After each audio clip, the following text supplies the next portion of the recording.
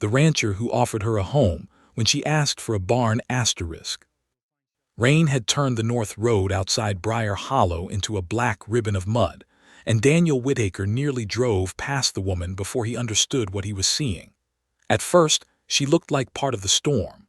A dark shape stood near the bend where the cottonwoods leaned over the road, bent against the wind, one arm wrapped around a bundle under her shawl. Water ran from the brim of her bonnet and down the front of her faded brown dress. Her boots had sunk deep into the mud, as if the road itself was trying to hold her there. Daniel pulled hard on the reins.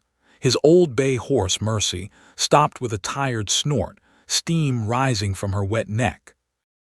The wagon creaked behind them, loaded with flour, lamp oil, fence nails, coffee, and the few things a man bought when he lived alone and expected to go on living alone.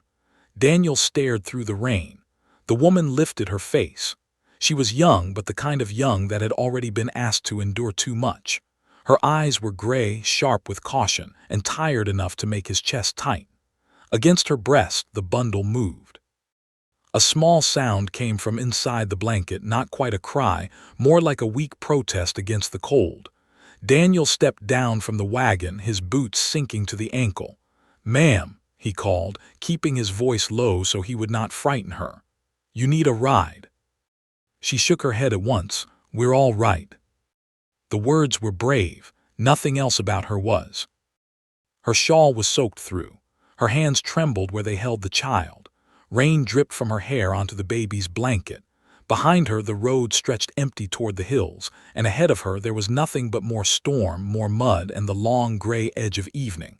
Daniel took one step closer, then stopped, giving her distance. "I won't come nearer unless you say so," he said. "But this rain is turning colder, and that little one needs a fire." At that, her arms tightened around the bundle. The child stirred again. Daniel caught a glimpse of a small cheek, pale and round, pressed against the woman's collarbone. "She is warm enough," the woman said. Daniel looked at the baby, then at the mother. "No," he said gently, "she is." For a moment, the woman looked ready to run. It was there in the way her eyes moved to the road, to the ditch, to the trees.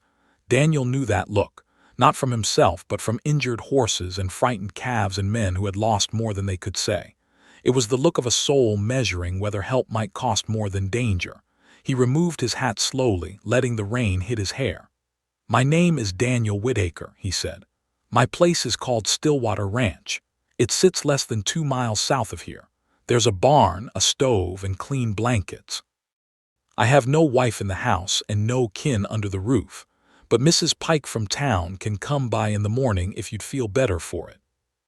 Her face changed at the mention of no wife, not with interest but understanding. She glanced at his left hand, where a plain gold band had worn a pale mark into his skin before he had finally put it away. "Widwer," her eyes seemed to say. Daniel saw her notice and looked down. The rain beat harder between them. "What is your name?" he asked. She hesitated so long he thought she would refuse. "Eliza," she said at last. "Eliza Hart." "And the child?" Her eyes softened for the first time. "Annie." The baby gave another faint sound, as if answering. Daniel nodded once. "All right, Mrs. Hart, let me take you both out of this weather." She swallowed. Pride fought with fear on her face. Fear won, but only because the baby shivered. "We don't need much," Eliza said. "If you have space in your barn, we can sleep there, just until morning."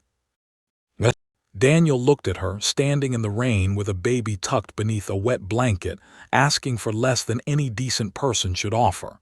"No," he said. Her shoulders stiffened. Then he added, "You can sleep in the house." She looked at him as if he had spoken in a language she had once known but had forgotten.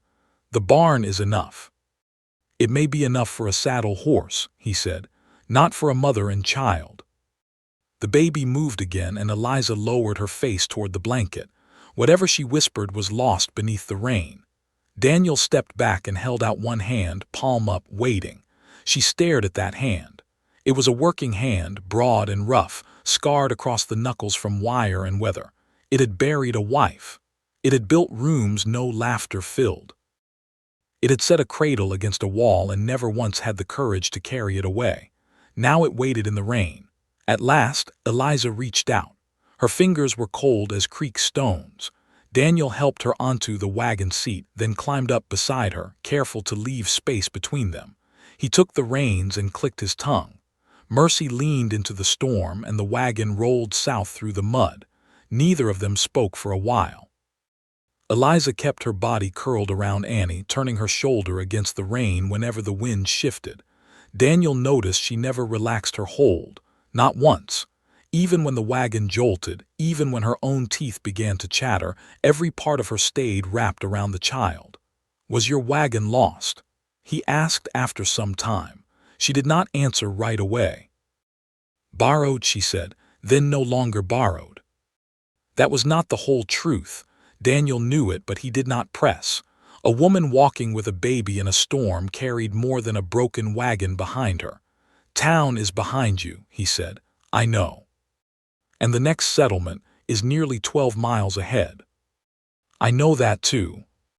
Daniel looked over at her. Rain ran down her cheek like a tear, but her eyes were dry and steady. "You were still walking." "I was still able." Something in those words reached into the quiet part of him and stirred it. He turned his face forward. The first lamps of Stillwater Ranch showed through the rain a little later, though lamps was too generous a word. One lantern burned on the porch because Daniel had left it there before riding into Briar Hollow that morning. The house itself sat dark against the low hills, square and solid, with a porch across the front and a stone chimney at one end. It had been built by his father for a family. Daniel had kept it standing for a memory. Eliza looked at it as the wagon drew near. She said nothing, but he saw her take it in. The mended gate, the stacked wood, the empty swing hanging from the porch beam, the windows clean but unwelcoming, a house kept alive by duty, not joy. Daniel climbed down first, then lifted his arms for the baby. Eliza pulled back before he touched the blanket. He lowered his hands at once. "I should have asked," he said. A flicker of surprise moved over her face. Then slowly she shifted Annie closer to him but did not let go. "I can manage." "I believe you." He helped Eliza down instead, steadying her elbow only when her boot slipped in the mud. She drew away as soon as she had her balance, not rudely, but like a woman who had trained herself to owe nothing. Inside, the house smelled of cold ashes, leather, pine boards, and coffee.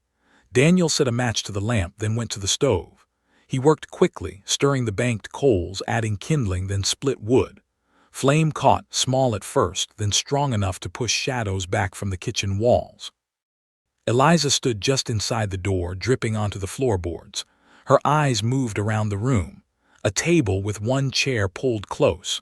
A shelf with 2 blue cups, one used more than the other. A woman's faded ribbon tucked beside the clock. And there in the far corner near the hearth, a cradle covered with a folded quilt, pushed back as if it had been waiting so long no one remembered how to look at it. Eliza saw it. Daniel saw her see it. For a moment the storm seemed quieter. Then Annie gave a small, tired cry. Eliza turned her face down quickly. "She needs dry clothes." "Room on the left," Daniel said. "There are blankets in the chest. Take whatever you need." "I'll pay you back." "No." Her chin lifted. He softened his voice. "Not tonight." She looked at him for a long breath, then carried Annie into the room. Daniel stood alone by the stove, rain tapping hard on the roof. He should have felt disturbed by strangers in the house. Instead, the sound of the baby in the next room made the walls feel less hollow. That unsettled him more than the storm. He put coffee on, then found potatoes, salt pork, and the last of yesterday's bread. His hands moved from habit, but his mind had gone to the cradle in the corner. He had not touched it in months except to dust around it. His father had carved the little railing smooth before Daniel's son was due, before fever took Mary, before the baby came too early and never opened his eyes. Daniel gripped the edge of the table until the old ache passed. Then Eliza stepped back into the kitchen. Her wet hair had been combed away from her face. She wore one of his spare blankets around her shoulders. Annie lay against her, wrapped in a dry quilt that had once been meant for another child. Daniel's breath caught, just slightly. Eliza noticed because she noticed everything. "I'm sorry," she said, looking down at the quilt. "It was in the chest." "It's all right. I can use another." "No," his voice came rougher than he meant. He cleared it. "That one is warm." Annie opened her eyes. They were dark blue, wide and solemn, and they fixed on Daniel as if he had been called before a judge. Eliza looked between them. She stares when she's deciding whether someone is trustworthy. Daniel looked at the baby. "And what does she usually decide?" For most people, Eliza said, "Not much." A corner of his mouth almost moved. Annie kept staring. Daniel turned back to the stove before the look on his face betrayed too much. Outside, thunder rolled low over the hills. Inside, the fire grew stronger, and for the first time in 3 years, Daniel Whitaker set 2 bowls on the table without thinking. Then he heard Eliza whisper to the baby, soft as a prayer, "Just tonight, Annie. We only have to be safe tonight." Daniel did not turn around, but he knew, with a certainty that settled deep and quiet in his chest, that whatever had brought Eliza Hart to his road had not ended at his door. It had only just arrived. By morning, the storm had loosened its grip on Stillwater Ranch, but it had not let go entirely. Rain still tapped against the kitchen window in small silver lines, softer now, more tired than angry. The yard outside lay soaked and shining. Water dripped from the porch roof into a row of muddy holes. Beyond the barn, the hills wore low clouds around their shoulders, and every fence post looked darker from the wet. Daniel had slept in the chair by the kitchen stove. He had not meant to. After Eliza and Annie went into the spare room, he had told himself he would wait only long enough to be sure the fire held. Then he would go to his own room at the back of the house and leave the woman and child in peace. But every small sound from behind the spare room door had kept him awake. A baby's breath. A mother's quiet step, the creak of a bed rope, once a low whisper, gentle and shaking at the same time. Daniel had sat with his elbows on his knees, looking at the stove glow and remembering another night of rain, another woman's voice, another room where he had waited and been unable to change what was coming. Near dawn, he finally closed his eyes. He woke to the smell of coffee. For a moment, he thought he was dreaming. No one had made coffee in his kitchen before him for 3 years. The smell drifted warm and strong through the room, followed by the faint sound of a spoon touching a cup. Daniel opened his eyes. Eliza stood at the stove. She had found the flour sack, the coffee tin, and the small crock of lard. Her hair was pinned back with plain care, still damp at the ends. The brown dress she had worn the day before hung near the fire, and she now wore the same gray blanket over her shoulders like a shawl. Annie slept in the crook of one arm while Eliza stirred cornmeal mush with the other. Daniel sat up too quickly, and the chair scraped. Eliza turned. "I'm sorry," she said. "I meant to have breakfast ready before you woke." He looked at the stove, then at the table. 2 cups sat there. One plate had bread sliced on it. The sight was so simple that it hurt. "You didn't have to do that." "I know." "Then why did you?" She looked down at Annie, whose tiny fist had closed around the edge of the blanket. "Because you let us sleep in a room instead of a stall." Daniel stood slower this time. His back ached from the chair. He crossed to the basin, poured water, and washed his face. He needed something ordinary to do with his hands. "The room is for guests," he said. It looked like it had not had many. "No." She did not ask why. Daniel dried his face on a towel and glanced at her. He found her looking toward the cradle in the corner again, though only for a breath before she turned back to the stove. Annie made a soft sound then, not awake, not sleeping easy either. Eliza laid the spoon down and touched the baby's cheek. Daniel saw the change in her before she spoke. Her shoulders tightened. Her mouth went still. She pressed 2 fingers against Annie's neck, then her forehead. "What is it?" he asked. Eliza did not answer right away. She turned the baby toward the light from the window and pulled the blanket back from the small face. Annie's cheeks were flushed. Her lips were not blue and her breathing was steady, but heat seemed to rise from her like steam from wet earth. "She's warm," Eliza said. Daniel took 1 step forward, then stopped himself. "How warm?" "Too warm for comfort." The words were steady, but her hand was not. She shifted Annie against her shoulder and began to move around the kitchen with quick purpose, searching shelves, opening the wrong cupboard, closing it, opening another. "What do you need?" Daniel asked. "Clean cloths, cool water, a cup, maybe another blanket, dry but not heavy." He was moving before she finished. There had been a time when Daniel would have asked whether he should fetch the doctor. There had been a time when he had believed a man could ride fast enough to outrun fear, but he had learned the hard difference between panic and care. He found the cloths in the drawer by the basin, filled a bowl with cool water from the pail, and set it on the table. Then he went to the chest beneath the window and took out a soft white blanket folded at the bottom. His hand stopped on it. Mary had sewn the border herself. Tiny blue stitches ran around the edge, uneven in one corner where she had laughed and said the baby would not care about fine sewing so long as he was warm. Daniel stood with the blanket in his hands. Eliza noticed. "I can use another," she said quietly. He shook his head. "No." "Use it." Her eyes searched his face, but she did not press. She took the blanket with the care of someone receiving something fragile, then settled Annie at the table. The baby opened her eyes and gave a thin cry. Eliza bent over her at once. "Hush now, my little bird, I know it feels mean, but we're here." Daniel stood useless for half a breath, then pulled the second chair close. Eliza dipped a cloth in the cool water, wrung it out, and laid it across Annie's forehead. Her movements were practiced but tense. She knew what to do, yet that did not spare her the fear of doing it alone. "You've handled fever before?" Daniel asked.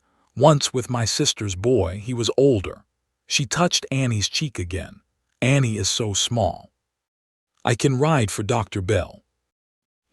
She looked toward the window. The road was still mud. The rain had slowed, but the sky remained heavy. Briar Hollow lay 5 miles away, maybe more, by the low road, and Daniel knew it would take time. Eliza knew it too. "Not yet," she said. "Her breathing is clear. She's feeding. If the fever rises, then yes." Daniel nodded. He wanted to do more. That was the old cruel part of fear, the way it demanded action even when stillness was the work required. He went to the stove, lowered the heat, then added only enough wood to keep the kitchen warm. He brought water. He rinsed cloths. He held a cup when Eliza needed both hands. Once, when Annie fretted and turned her hot face away, he stood near the table and made a soft clicking sound with his tongue, the same gentle noise he used with nervous foals. Annie quieted. Eliza looked up in surprise. Daniel looked embarrassed. "I don't know why I did that." "It worked. For horses sometimes. For babies too, it seems." Annie's eyes moved toward him. Even feverish, she seemed to study him with grave concern, as though Daniel Whitaker was a question she meant to answer one day. He looked back at her and the kitchen shifted around him. The chair, the stove, the rain, the woman bent over her child, the blanket in his hands, the memory of the cradle pushed to the wall. He felt grief rise, sudden as creek water after thaw, not wild, not loud, just there. Eliza saw it and looked away, which was kinder than speaking. The morning passed slowly. The mush went cold. The coffee grew bitter in the pot. Outside, rain became mist, then began again, light but steady. Eliza sat beside Annie and watched every breath. Daniel moved between stove, basin, and door, pretending to check the weather more often than necessary. Once he came back from the porch and found Eliza with her eyes closed, her forehead bowed over Annie's small hand. "Mrs. Hart," he said softly. She opened her eyes at once. "I wasn't sleeping." "You almost were." "I cannot." "You can for 10 minutes." "No." The word came quick, sharp, frightened. Daniel did not argue. He pulled the chair across from her and sat down. "Then I'll watch with you." She looked at him. "You don't have to sit here." "I know. You have work. The cattle can be wet without my supervision." Despite herself, her mouth softened. Only a little. That little change warmed the room more than the stove. Annie stirred again, fussing low. Eliza lifted her and held her upright against her shoulder, swaying in place. The baby's face pressed into her neck. Eliza closed her eyes and whispered words Daniel could not hear, though he knew the sound. It was the voice of someone trying to lend courage out of an empty purse. He looked at the table because watching her felt too close. After a while, he said, "My wife's name was Mary." Eliza's swaying slowed. Daniel kept his eyes on the wood grain. "She died 3 years ago, our son with her. He came too early." The kitchen went still except for Rain and Annie's small breathing. "I'm sorry," Eliza said. "I don't usually tell strangers. I don't usually become one." That made him look at her. There was no pity on her face, only understanding and sorrow held in both hands so it would not spill where it was not welcome. Daniel swallowed. That cradle was made for him. Eliza turned her eyes toward the corner. "I wondered. I could not put it in the loft, could not keep it in the middle of the room either, so I did neither properly." "That happens with grief," she said. "You put things where you can bear them." He looked at her then, really looked. "What have you put away where you can bear it, Mrs. Hart?" Her face closed, but not before he saw the pain behind it. She lowered Annie carefully back into the blanket. "My husband's Bible," she said after a moment. "A deed, a letter I should have burned and did not." Daniel waited. Eliza touched the cloth on Annie's forehead, busying her fingers. "My husband was named Nathaniel. He died in June." Her voice stayed even, but her eyes shone.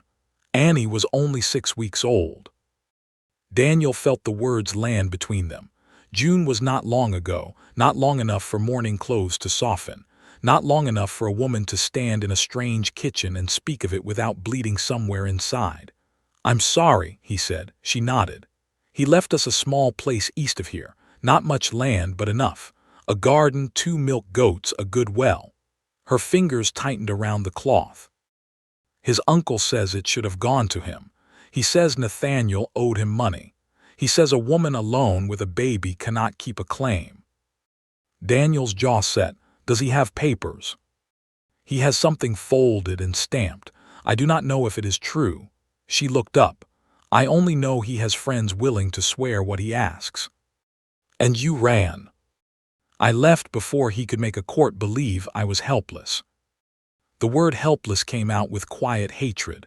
Daniel understood then, the road, the fear, the way she had asked for a barn, not a bed, the way she held Annie as if the whole world had hands reaching for her. "What is his name?" he asked. Eliza looked toward the window. "Reuben Hart." "Does he know where you went?" "No." Then softer, "Maybe." The fire snapped in the stove. Annie gave a small sigh. Eliza touched her cheek and stilled. The baby's face had eased. The fierce heat had begun to fade little by little like a storm moving off over open land. Eliza pressed her lips together. Daniel saw her relief before she could hide it. "Better?" he asked. "A little." He nodded and let out a breath he had not known he was holding. For the first time all morning, Eliza leaned back in the chair. Her eyes looked bruised with weariness. The blanket had slipped from one shoulder and the sleeve beneath was worn thin at the cuff.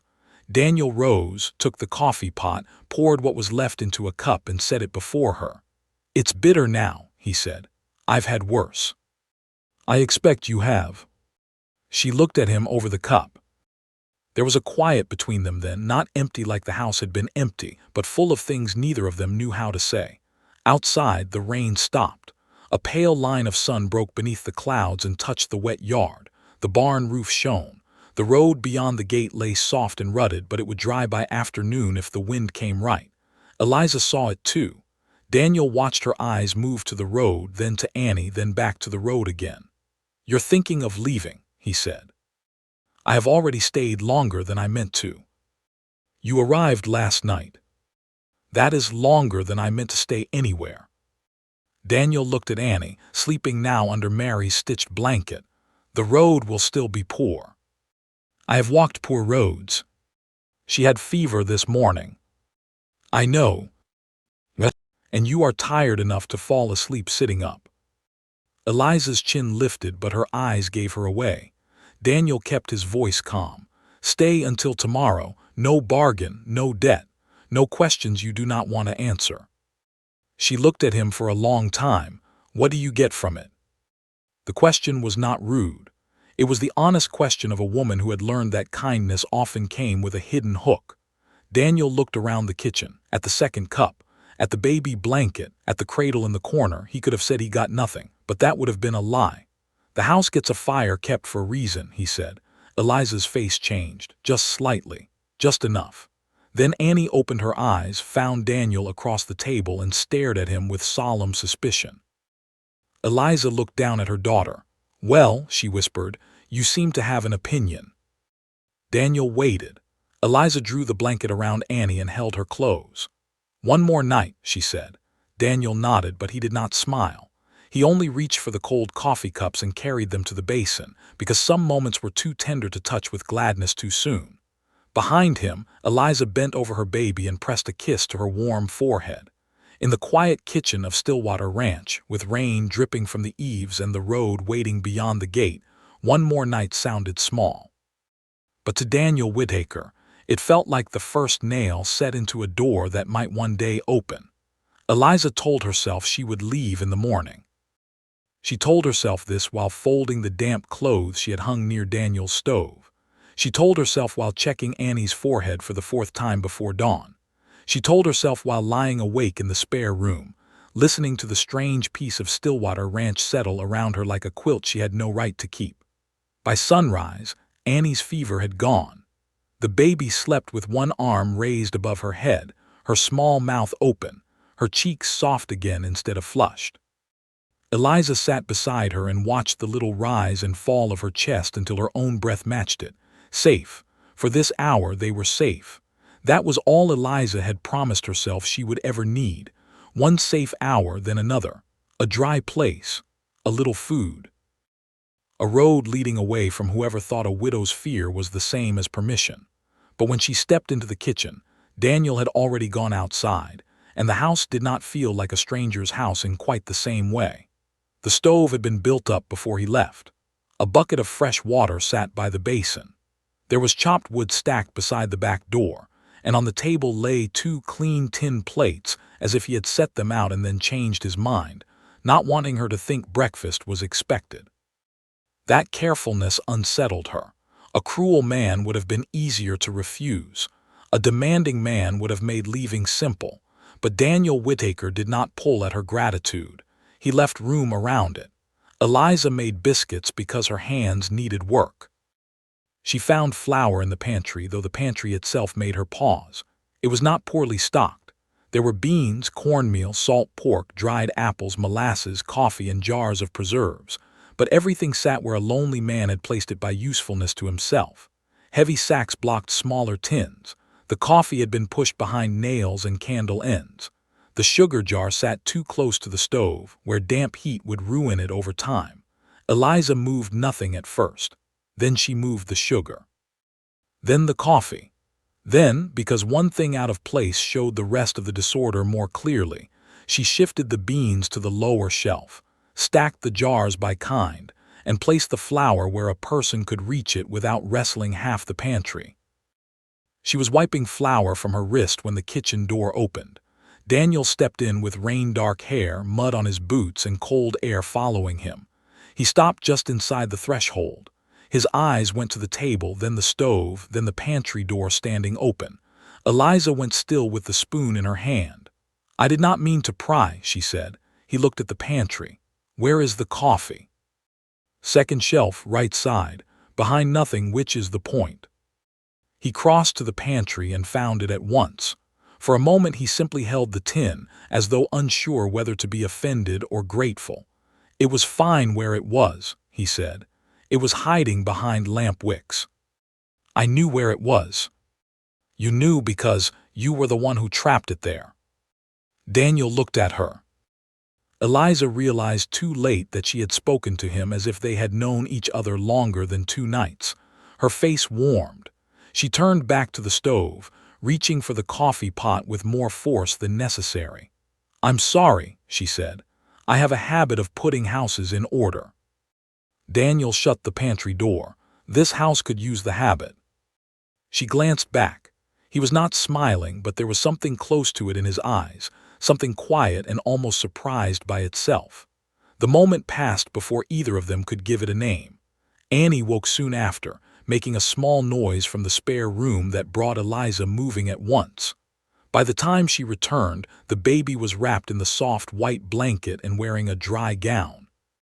Her fever had left her a little weary, but her eyes were clear again, wide and watchful. Daniel was at the table with coffee. Annie turned her head toward him.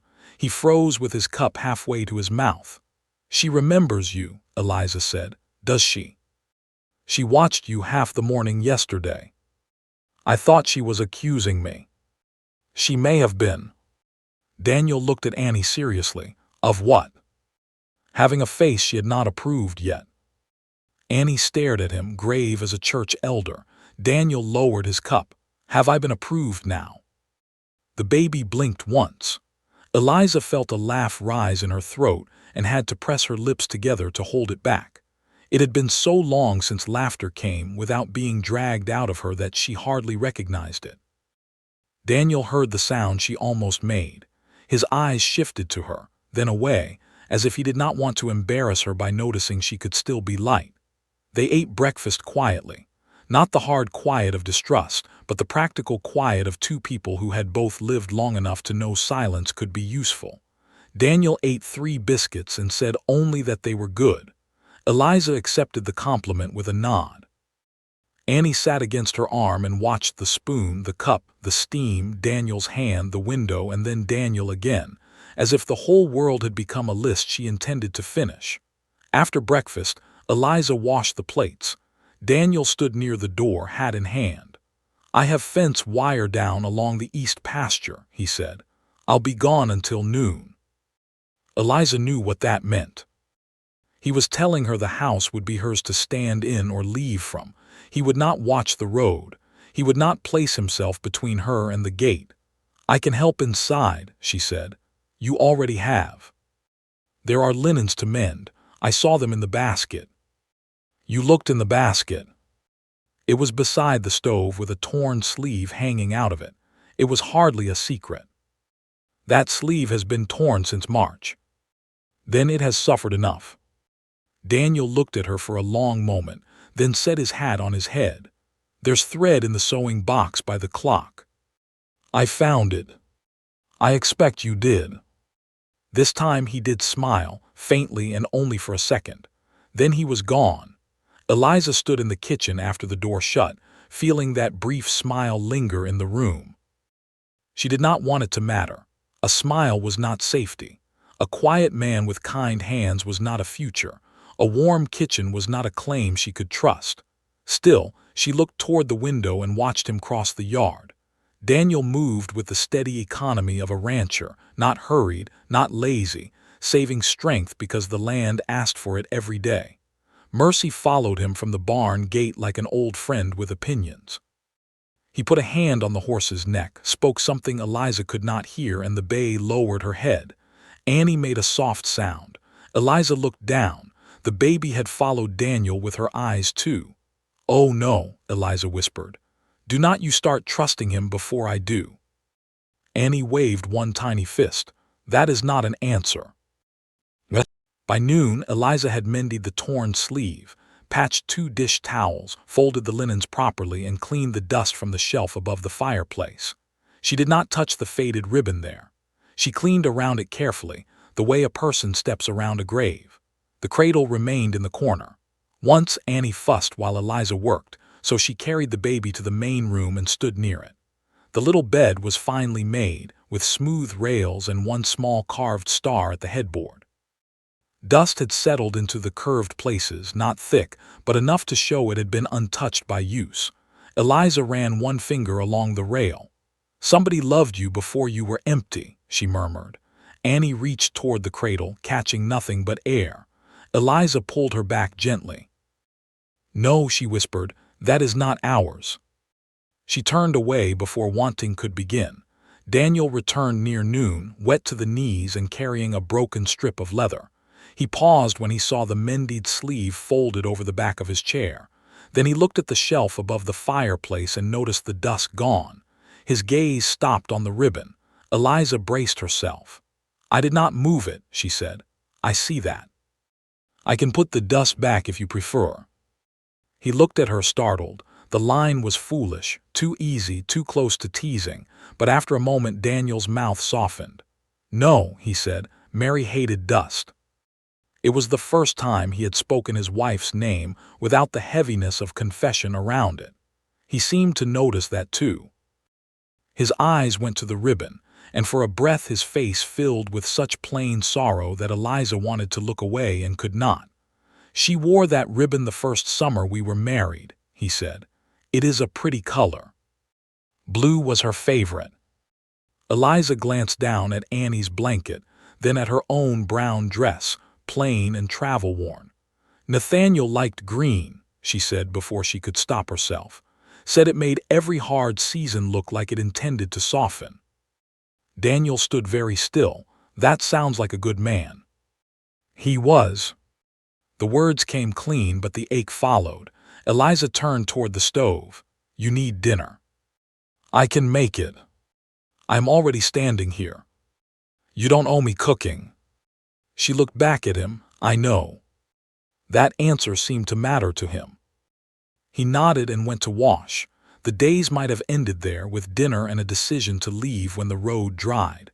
But shortly after they ate, a rider came up the muddy track. Eliza saw him first from the kitchen window. Her whole body changed. Daniel, who had been hanging his coat by the door, turned toward her at once. What is it? A man. Daniel stepped to the window.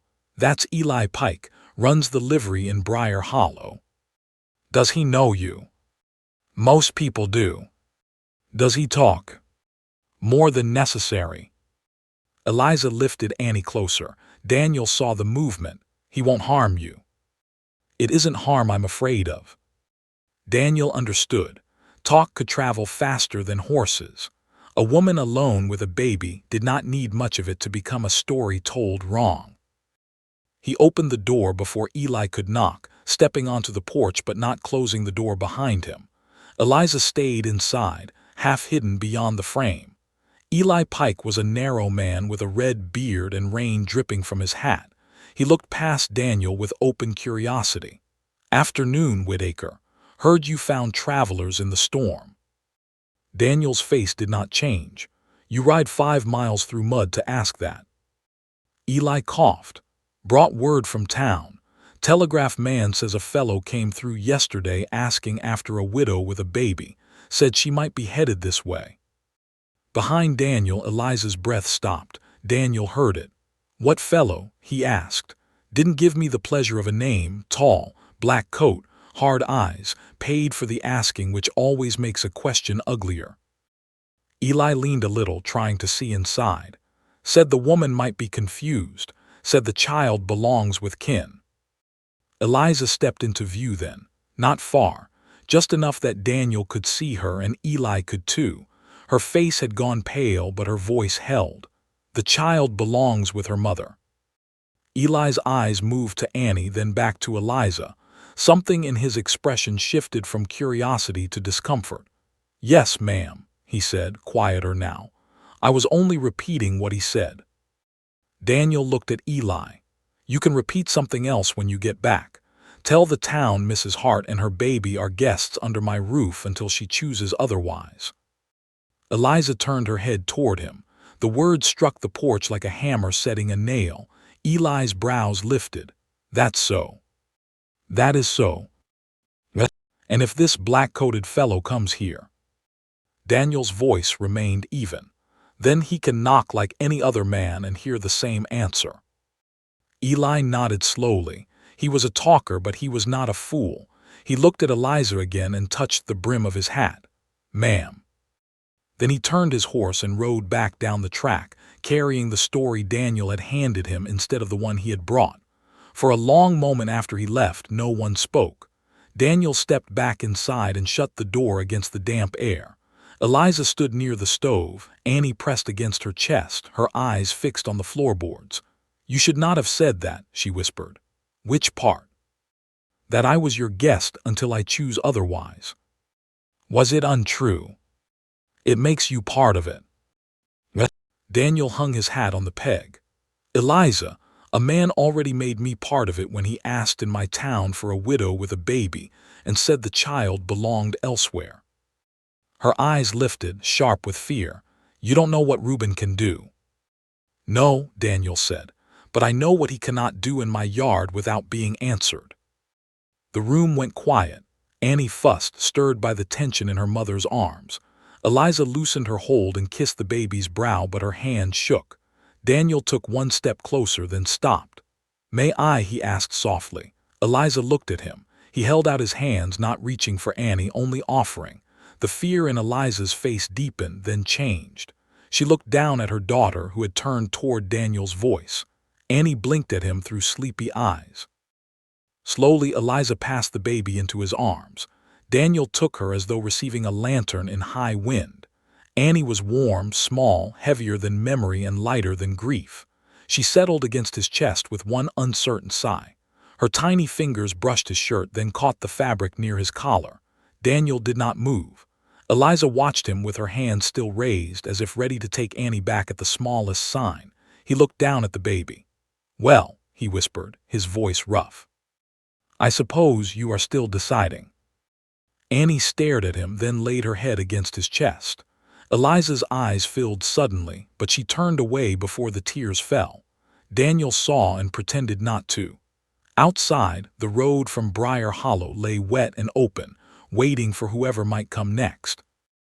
Inside, a widowed rancher stood in a kitchen that had once held only silence, holding a child who was not his, while her mother fought the strange and frightening thought that maybe, for one more night, she did not have to carry everything alone. If you believe a family can begin with one act of mercy on a muddy road, stay with this story, because the man in the black coat was closer than Eliza knew. And by morning, Stillwater Ranch would no longer be only a shelter. It would become the first place she had to defend. Morning came pale and uneasy over Stillwater Ranch.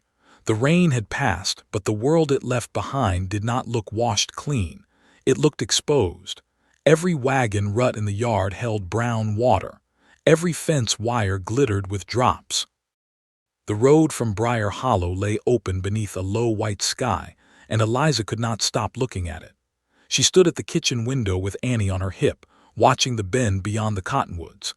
Daniel had gone to the barn before sunup, though he had not gone far. She knew that because she could see him every so often through the wet gray morning, crossing from barn to shed, from shed to corral, always where the house remained in sight. He was trying not to make it plain. That made it plainer. Annie, now fully recovered from her fever, was in a mood to discuss the window latch with both hands. She patted the glass, then grabbed at Eliza's collar, then turned her solemn eyes toward the empty road as if she too had decided something would come from that direction. "Do not look so serious," Eliza whispered. "You are too little to worry." Annie answered by pushing her fingers into her mouth. Eliza kissed the top of her head and turned from the window before fear could root deeper. She had lived with fear since Nathaniel died, but it had changed shape on the road. At first, it had been a sharp thing that drove her forward. Keep moving. Do not sleep too long. Do not tell anyone the whole truth. Do not let Annie out of your arms. But in this house, with a stove burning and dry blankets folded at the foot of the bed, fear had become slower and heavier. Stillness made room for it. So Eliza worked. She scrubbed the kitchen table until the old wood showed a clean grain beneath years of use. She swept the main room.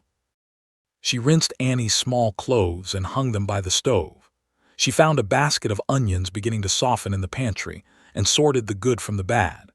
Then she took the account book from the desk drawer where Daniel kept it and opened it only because it had been left beneath a stack of receipts and because the page was already marked.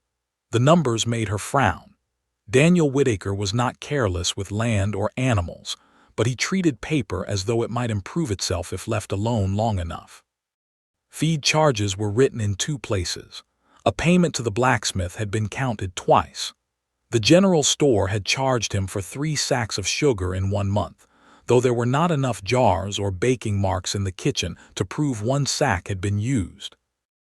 Eliza sat at the table with Annie in her lap and turned the pages slowly. "You see this?" She asked the baby. Annie slapped the book. Yes, Eliza said. That was my thought too. She was still bent over the ledger when Daniel came in. He stopped with one hand on the door. Eliza looked up. For one breath she felt caught, as if she had been prying through his pockets. Then Daniel's gaze moved from her face to the book. I see you found the accounts. They were not hiding well. No, I suppose not. She waited for him to ask what right she had. He did not. He removed his hat, hung it on the peg, and crossed to the stove to warm his hands. After a moment he said, "Are they bad?" Eliza looked back down at the page. They are not bad, they are confused. That sounds kinder than bad. It is not. Daniel turned, and this time there was enough tired humor in his face to ease the hard place between her ribs. She tapped the page with her finger. You paid for oats twice in September. I bought oats twice. You bought oats once, you paid twice. His brow lowered. He came to stand beside the table, careful not to crowd her. Eliza turned the book so he could see. Here, she said, and here, same amount, same date, different ink. Daniel leaned over the page. Annie reached for his sleeve. He looked down. The baby caught one finger and held it with stern authority. Daniel's face changed before he could stop it. Not much. Only a softening around the eyes, a stillness that seemed to move through him from hand to heart. Eliza saw it, and something tender and dangerous shifted inside her. He let Annie keep his finger while he studied the book. I missed that, he said. You missed several things. How many? Enough that I would like to see the store receipts. Daniel looked at her. Would you? The question startled her, not because of what he asked, but because of how. There was no wounded pride in it, no manly offense, only a plain willingness to accept help where help was useful. I can, she said carefully, if you want me to. I want you to. The words were simple, but they entered the room like something heavier than numbers. Eliza looked back at the ledger so she would not have to look at him. I'll need a clean page. Take what you need. She nodded. Annie released Daniel's finger only to grab at the edge of the book. Daniel moved the ink bottle out of reach before Eliza could. Their hands nearly touched over the table. Both pulled back. The quiet afterward was not empty. Daniel cleared his throat. I'm riding into Briar Hollow after dinner. Eliza's head lifted. Why? To speak with Amos Vale. Her stomach tightened. The name belonged to the local justice of the peace. Daniel had mentioned him after Eli Pike brought word of the man in the black coat. Amos Vale had an office beside the land records room and a reputation, Daniel said, for listening longer than most men wanted him to. I should go, Eliza said. Not today. Her eyes hardened at once. Daniel saw it and raised one hand slightly, not in command but apology. I said that wrong. Yes. I mean Annie is only one day past fever and the road is still rough. I can tell Amos enough to prepare him. Tomorrow, if you choose, you can speak for yourself. If I choose. Yes. She searched his face. And if I choose not to. Then I will not drag you. The answer disarmed her more than argument would have. Eliza lowered her eyes to Annie, who had found Daniel's finger again and was trying to pull it toward her mouth. My voice has not helped me much in courtrooms, she said. Maybe it was the room that was wrong. She looked up. Daniel did not say it like comfort. He said it like a fact he had considered and found likely. Eliza's throat tightened. Before she could answer, a horse sounded in the yard. Not Daniel's bay. Not any animal from his barn. A sharp, quick trot came up the track and stopped near the porch. Daniel moved to the window first. Eliza rose with Annie gathered close. A woman climbed down from a small buckboard outside, lifting her skirt clear of the mud with one hand and holding a covered pot with the other. She was round-faced, bright-eyed, and wrapped in a green shawl. Her bonnet had slipped sideways in the wind, but she carried herself with the confidence of a person who had never considered that any door might be closed to her for long. Daniel exhaled. Mrs. Pike. Eliza remembered the name from the night Daniel found her, the woman from town. Does she talk like her husband? Eliza asked. More, Daniel said, but with better intentions. Mrs. Pike knocked once and came in before Daniel reached the door. I brought broth, she announced, then stopped when she saw Eliza and Annie. Her eyes moved over them both with quick, warm assessment. Well, there you are. Eliza stiffened. Mrs. Pike noticed and softened at once. I'm Hannah Pike.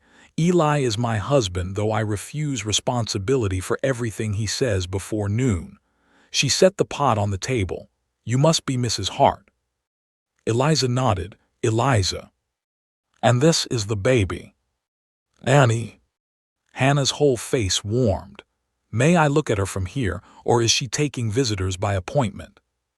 Eliza did not mean to smile. It happened anyway. From there is fine. Hannah leaned slightly, hands folded in front of her. Good morning, Miss Annie. You have caused half of Briar Hollow to wonder whether Daniel Whitaker still knows how to host company. Daniel gave her a look. Hannah ignored it. Annie stared at Hannah, then turned her face into Eliza's shoulder. A wise child, Hannah said. She knows not to give approval too quickly. Daniel muttered, seems to be a common habit. Eliza looked at him before she could stop herself. Their eyes met. For the smallest moment, the warmth in the kitchen had nothing to do with the stove. Hannah saw it. Of course she saw it. She began unpacking the broth with the satisfied quiet of a woman who had just learned more than she came to find out. I also brought chamomile, Hannah said. Not for the baby unless you know she takes it well, but for you, Mrs. Hart. A mother who has been up with fever needs something warm that is not coffee strong enough to float a horseshoe. I'm all right, Eliza said. No woman carrying a baby through a storm is all right after 2 nights. She may be standing, but standing is not the same. Hannah's voice remained gentle. Drink it when you like, or don't. I'll leave it either way. Eliza blinked. Kindness from women was sometimes harder to bear than kindness from men. It slipped past different defenses. Thank you, she said. Hannah nodded, then turned to Daniel. Eli told me a stranger was asking questions yesterday. Daniel's face became still. He told me too. Tall man, black coat, silver watch chain. Eliza's heart knocked once against her ribs. You saw him? Daniel asked. He came into the mercantile while I was buying thread. Asked Mr. Larkin whether a widow with a baby had passed through. Said her husband's people were concerned. Eliza's hand tightened over Annie's back. Hannah looked at her. I did not like the way he said concerned. The kitchen seemed to draw inward. Daniel's voice lowered. Did he give a name? Reuben Hart. Eliza closed her eyes. There it was, not a fear now, a fact. He's in Briar Hollow, she asked. He was yesterday, Hannah said. Took a room at the boarding house. There's another man with him, younger, quiet, looked ashamed of his own boots. Daniel reached for his hat. Eliza opened her eyes. You're going now. Yes. I'm coming. Annie stirred against her. Daniel looked at the baby, then at Eliza. Eliza. No, her voice shook, but it did not break. No, Daniel, I will not hide in your kitchen while men explain my life without me. Hannah Pike watched them both with sharp approval. Daniel held Eliza's gaze. Something moved across his face, a struggle not between wanting to help and wanting to command, but between old instinct and new respect. At last he nodded. All right. The words loosened something in Eliza's chest. Daniel added, We'll take the wagon. Hannah, will you ride behind us? Hannah lifted her chin. I had already decided I would. Of course you had. I brought broth, Daniel, not blindness. Within the hour, the wagon was ready. Daniel spread a dry quilt over the bench and tucked a warmed stone near Eliza's feet without speaking of it. Eliza noticed. She said nothing, but when he offered his hand to help her up, she took it. This time her fingers were not as cold. The road to Briar Hollow was rough but passable. Annie slept most of the way, wrapped against Eliza's chest. Hannah Pike followed in her buckboard, close enough to be witness. far enough to give them quiet. Daniel kept his eyes on the road. Eliza kept hers on the town appearing slowly ahead. Briar Hollow sat in a shallow valley beside a creek swollen brown from the storm. Its buildings were plain and weathered: mercantile, livery, church, blacksmith, boarding house, and Amos Vale's office with a painted sign that swung in the damp wind. As Daniel drew the wagon to a stop, Eliza saw him. Reuben Hart stood outside the boarding house. He was tall, dressed in a black coat too fine for the mud, with a silver watch chain bright across his vest. His face was narrow, clean-shaven, and composed in a way that made Eliza remember every conversation in which he had called himself reasonable while tightening a rope around her life. Beside him stood a younger man with sandy hair and uneasy eyes. Reuben saw her. His mouth curved, not into a smile but into possession. "Eliza," he called. Daniel stepped down from the wagon. Eliza remained seated for one heartbeat, feeling Annie breathe against her. Her legs wanted to tremble. Her hands wanted to hold too tight. Then Daniel turned and offered his hand. He did not speak for her. He did not stand in front of her. He simply stood beside the wagon, waiting. Eliza placed her hand in his and climbed down. Reuben's eyes moved to their joined hands. Eliza let go at once, but not from shame, from readiness. She lifted Annie higher and faced the man who had followed her across mud, rail, and fear. "Reuben," she said. He looked at the baby. "You have caused a great deal of trouble." "No," Eliza said. "I have carried my daughter out of it." The street quieted around them. A man at the mercantile stopped sweeping. The blacksmith looked up from the doorway. Hannah Pike climbed down behind them and came to stand near Eliza's other side. Reuben's jaw tightened, but his voice stayed smooth. "You are overwrought. Grief has made you foolish. Nathaniel would be ashamed to see you running among strangers." Daniel's hand curled once at his side. Eliza saw it. She also saw that he held himself still. Her voice came clearer for that. Nathaniel would be ashamed to see his uncle chasing his widow for land he never owned. The younger man beside Reuben looked down. Reuben's face hardened. "I have papers." "Then bring them to Mr. Vale," Daniel said evenly. Reuben turned his cold eyes on him. "This is family business. Eliza and Annie are under my protection while they are guests at Stillwater Ranch." Reuben smiled thinly. "A lonely widower taking in a young woman. I wonder what your town will make of that." The word struck meanly, exactly as intended.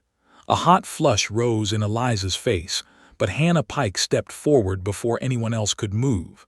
"This town will make a pot of coffee, Mr.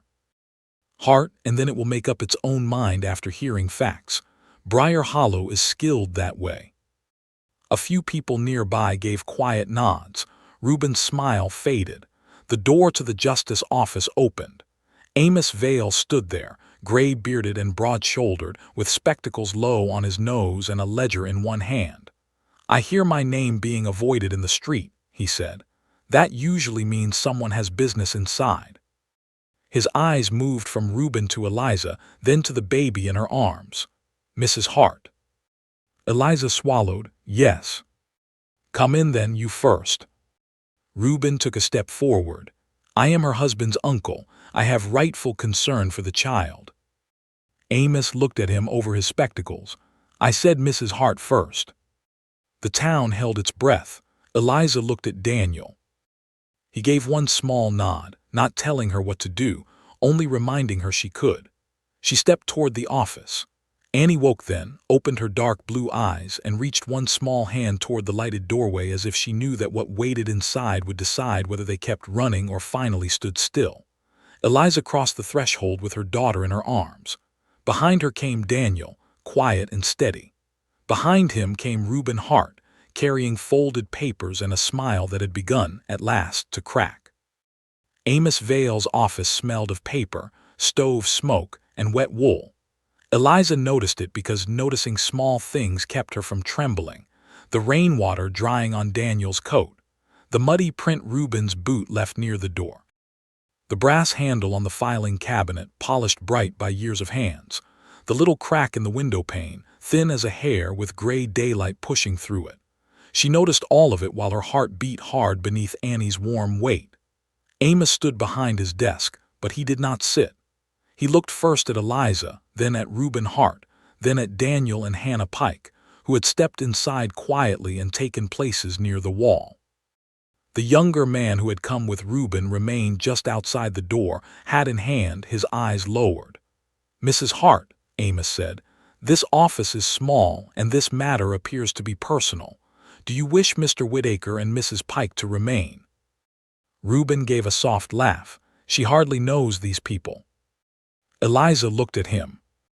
His voice was smooth, but she heard the old hook in it, the suggestion that she was foolish, that she could not judge, that any hand she reached for must be proof of weakness. She shifted Annie higher on her hip. "I want them here," she said. Daniel did not move, but she felt his attention settle beside her like a steady fence rail. Amos nodded. "Then they stay." Reuben's mouth tightened. Amos turned toward him. "You said you have papers." "I do." Reuben reached inside his coat and withdrew a folded document wrapped in oilcloth. He placed it on the desk with care, as though it were a holy thing instead of a weapon. "My nephew Nathaniel Hart died owing me a considerable sum. His widow fled before the matter could be settled. She has no income, no proper home, and no male relative fit to guide her. For the child's welfare, I am prepared to assume guardianship until Mrs. Hart regains her senses." Eliza's grip tightened around Annie. The baby made a small sound, unhappy with the pressure. Eliza loosened her hold at once and kissed the side of Annie's head. Amos unfolded the paper and read in silence. Reuben stood tall while he waited. He had always known how to look respectable. That was one of his most dangerous gifts. He could make greed wear a Sunday coat. Daniel stood near the wall, hat in his hands, quiet as a post. Eliza did not look at him. She was afraid that if she did, courage might leave her body and turn into tears. Amos finished reading the paper once. Then he read it again. "This is a promissory note," he said. "Yes." "Signed by Nathaniel Hart." "Yes." Amos turned the page slightly toward the window. "For $200. With interest. Interest added after his death." Reuben's eyes cooled. The debt existed before his death. "That was not my question." A faint sound moved through the room. Hannah Pike had made it, something between a cough and satisfaction. Reuben ignored her. "The family property must answer for family debt," he said. Eliza stepped forward. "The land was not family property. It was Nathaniel's claim." Reuben turned his head. "Eliza, you do not understand these matters." This time Daniel moved. Only half a step, not enough to stand before her, enough for Reuben to see that every word had a witness. Eliza drew a breath. "I understand that my husband bought that claim with money he earned shoeing horses and hauling timber before he married me," she said. "I understand that he built the cabin himself. I understand that he put my name beside his on the filing because he said a wife who works land owns more than the dirt under her feet. And I understand that you offered him $100 for it 3 times, and he refused you 3 times. Reuben's face hardened. Amos lifted his eyes. "Do you have proof of joint filing?" Eliza's stomach dropped. The deed copy was in the bottom of her satchel at Stillwater Ranch, folded inside Nathaniel's Bible. In the panic of seeing Reuben in town, she had not brought it. Reuben saw the change in her face. His smile returned. "She has no proof with her because she has never understood what proof means." Eliza felt heat climb her throat. Annie stirred and began to fuss. Daniel spoke quietly. "The paper is at my ranch." All eyes turned to him. He looked at Amos. "Mrs. Hart told me about it. We came in quickly because Mr. Hart was already in town." Reuben gave a thin laugh. "A convenient paper no one has seen." "I have seen it," Eliza said. "You have seen what Nathaniel wanted you to see." The words landed harder than she expected, not because she believed them, but because they dragged Nathaniel into the room and used his kindness against her. Annie's fuss turned into a cry. Eliza bounced her gently, whispering near her ear, "Hush, little bird, hush now." The office seemed too small suddenly. Too many eyes, too much wool and smoke, too much of Reuben's voice filling corners that should have belonged to law. Amos came around from behind his desk. "Mrs. Hart," he said, not unkindly, "take your time." Reuben sighed. "This is what I mean. She is worn thin, emotional, unsuitable for hard decisions." Eliza stopped moving. Annie cried against her shoulder, warm and alive in hers. For a moment, Eliza was back in Nathaniel's cabin 3 days after the burial, with Reuben standing by the cold hearth, telling her what would be best. Best to sell. Best to sign. Best to let proper family help. Best to remember that a widow with a nursing baby could not fight the world. She had believed then that courage meant leaving before he could trap her. Now she understood courage could also mean staying long enough to answer. She lifted her chin. "My daughter is crying because this room is loud," Eliza said, "not because I am unfit." Reuben's eyes narrowed. She turned to Amos. "Mr. Vale, I will bring the deed copy. I will bring Nathaniel's Bible, where he kept the filing receipt. I will bring the letter he wrote 2 weeks before his death saying he feared his uncle would try to trouble the claim if fever took him. But I will not stand here and let Mr. Hart call my grief proof against my motherhood." The room went still. Daniel's eyes rested on her face, but he said nothing. His silence held more respect than any speech could have. Amos nodded slowly. "That is fair." Reuben stepped forward. "She crossed territory lines with an infant in bad weather. Is that fitness?" Eliza looked at him. "No, that is what a mother does when the danger is behind her." Hannah Pike murmured, "Amen," under her breath. Amos looked at Reuben. "Mr. Hart, unless you hold an order from a recognized court granting you guardianship, you have no present authority over this child in Briar Hollow."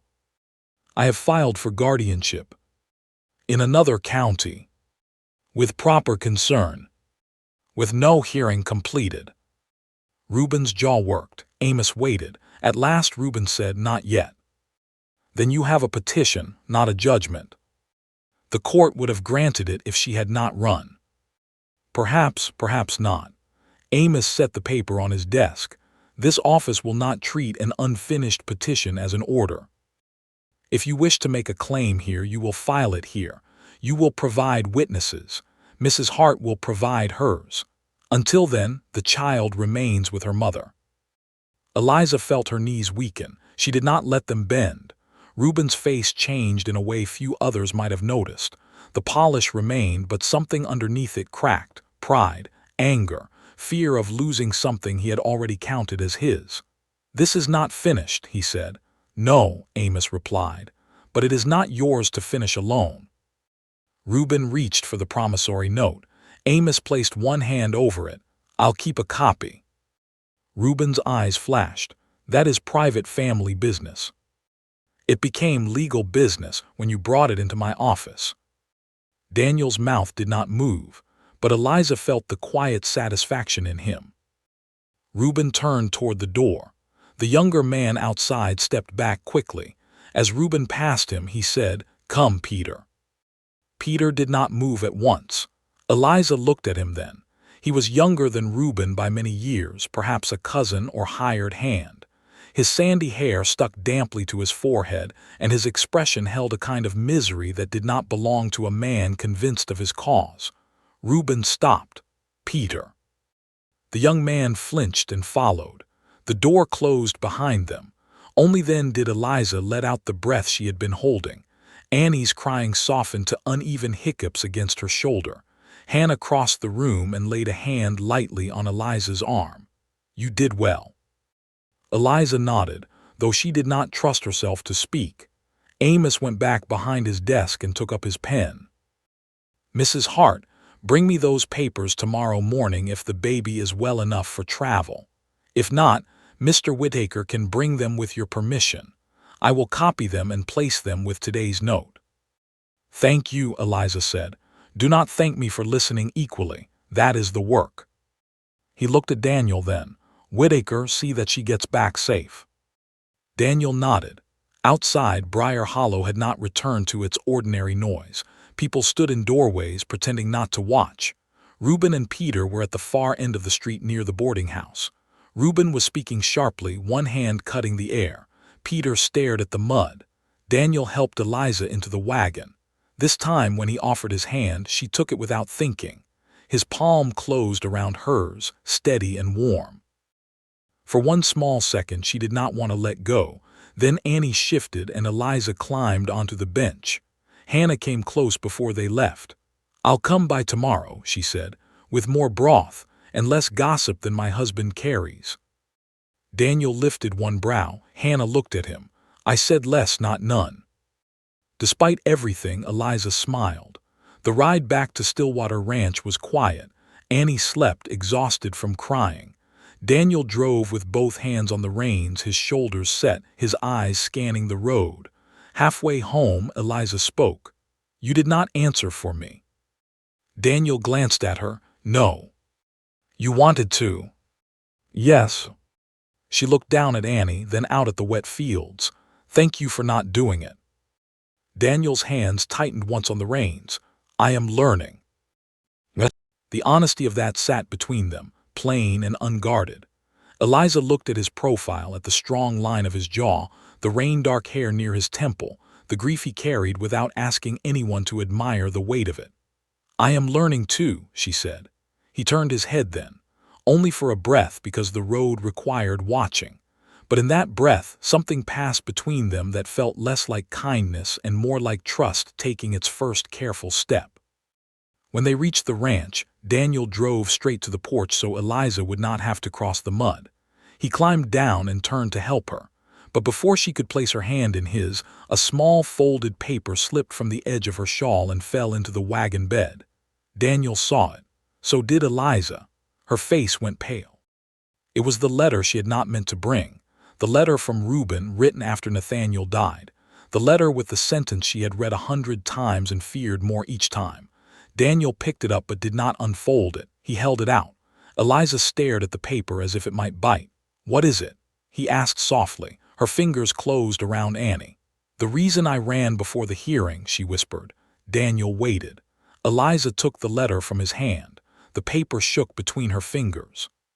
She unfolded it there in the wagon, with the gray afternoon around them and Stillwater's porch only a step away. Her voice was low when she read the line aloud. "If the court will not see reason, I know men who will." Daniel's face went cold in a way she had not seen before. Not wild, not reckless. Cold with purpose. Eliza looked toward the road they had just traveled, and for the first time since reaching Stillwater Ranch, she understood that Reuben Hart might not wait for law to fail him. That night, after Annie slept and the ranch lay quiet beneath the clearing sky, a lantern appeared beyond the south fence.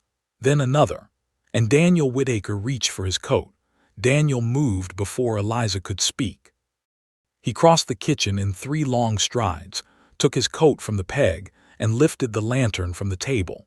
His face had gone still in the way of men who had already decided fear would not be allowed to make noise. Outside, the 2 far lights moved along the south fence, slow and uneven, not coming straight toward the house, but close enough to make the night feel watched. Eliza stood near the spare room door with Annie asleep against her shoulder.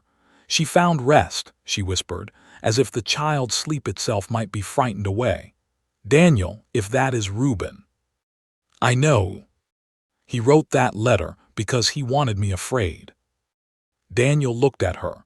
"Then we will not give him the satisfaction of seeing it." The words were calm, but his jaw was tight. Eliza knew the difference now. Calm in Daniel Whitaker was not emptiness.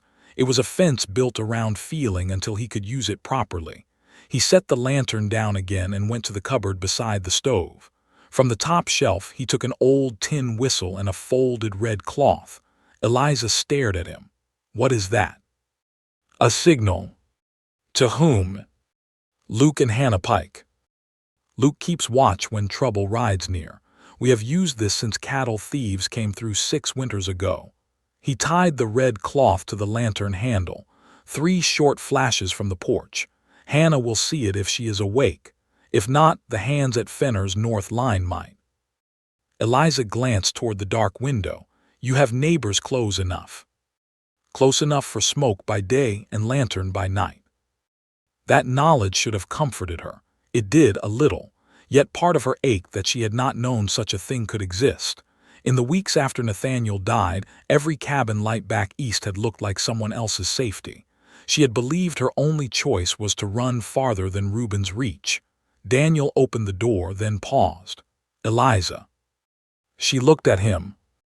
"Bolt this after me. Do not open unless you hear my voice and my name." Her hands tightened around Annie. "And if I hear yours because someone forces you to say it." A flicker of grim approval crossed his face. "Then ask me what Mary planted under the east window."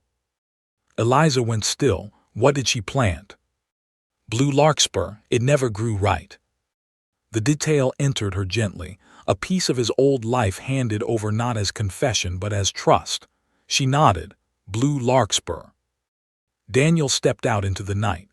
Eliza slid the bolt into place behind him and stood with her palm against the door. For several minutes, she heard only the low sounds of the ranch after dark. A horse shifting in the barn, wind dragging through wet grass, water dripping from the porch roof into the same soft holes it had made all day.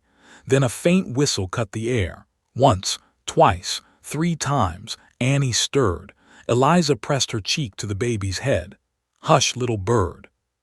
She moved to the window but kept herself to the side, peering through the curtain. Daniel stood on the porch, lifting and lowering the lantern with the red cloth tied to it. Far across the low dark of the pasture, the 2 lights stopped. For a moment nothing happened. Then one of the distant lanterns swung in answer, not from the road, from the far side of the south fence. Eliza's throat tightened. That was not Reuben riding openly to the door with papers and pride. That was someone creeping near, another man's land in the night.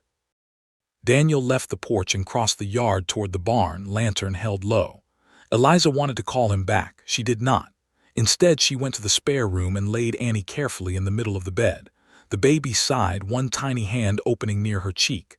Eliza stood over her, fighting the old instinct to gather her up and run. Run where?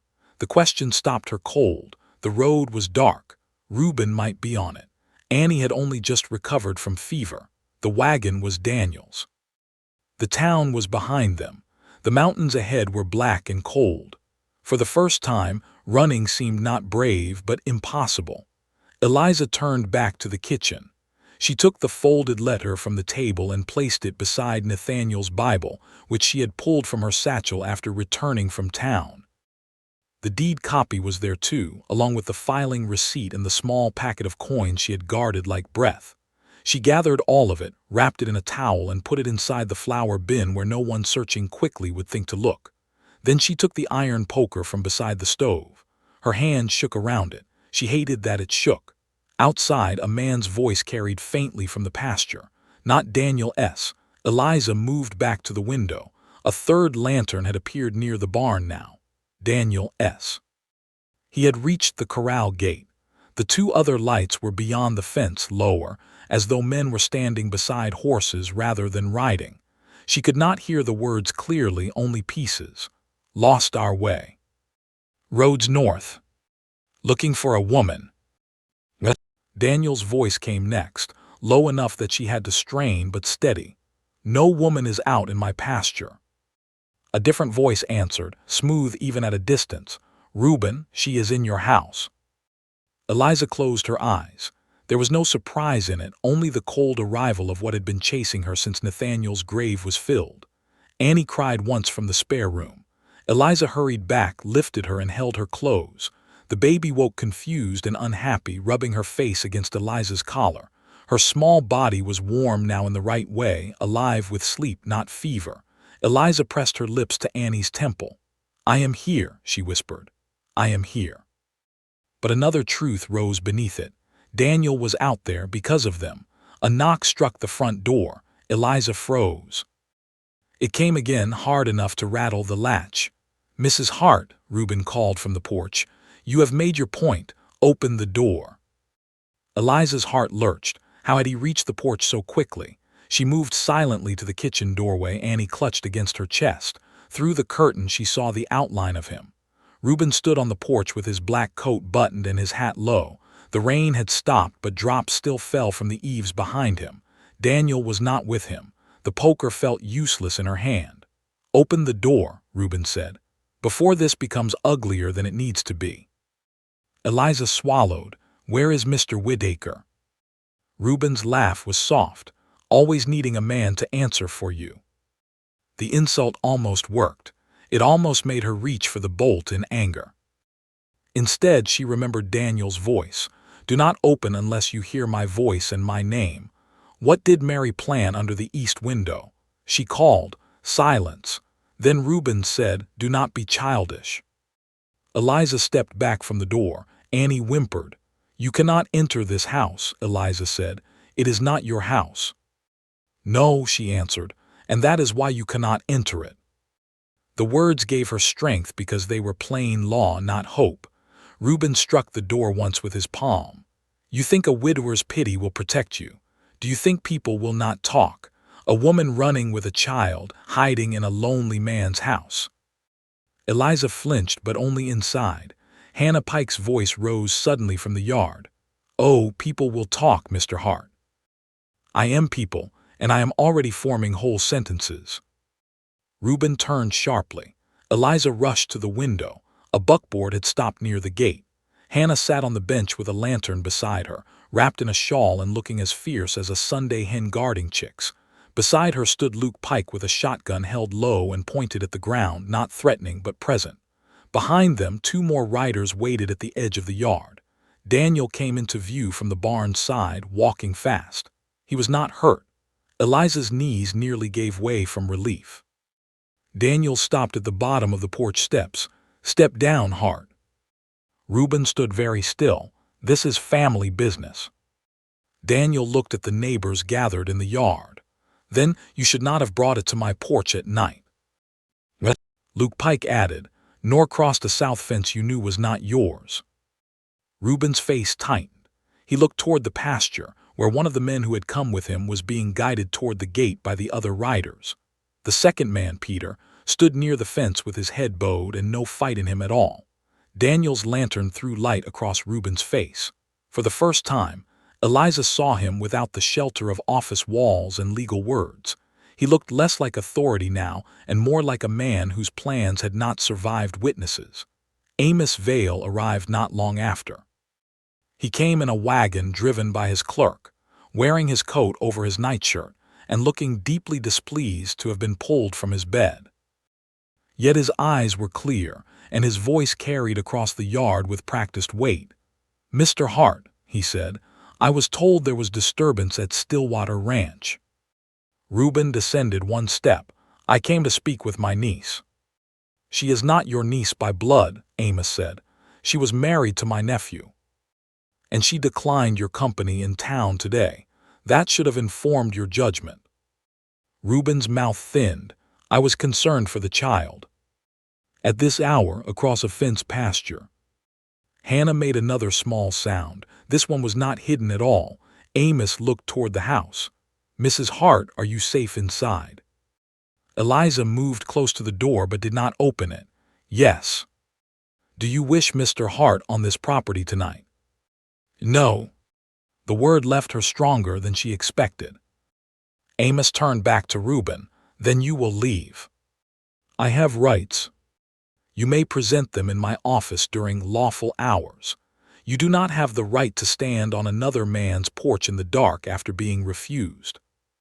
Reuben looked at Daniel. "You are making an enemy." Daniel's voice was quiet. "No, you did that yourself." The yard held still. At last, Reuben stepped down into the mud. He passed close to Daniel, close enough that Eliza's breath caught, but Daniel did not move except to turn and watch him go. Peter lingered near the fence. Reuben snapped, "Come."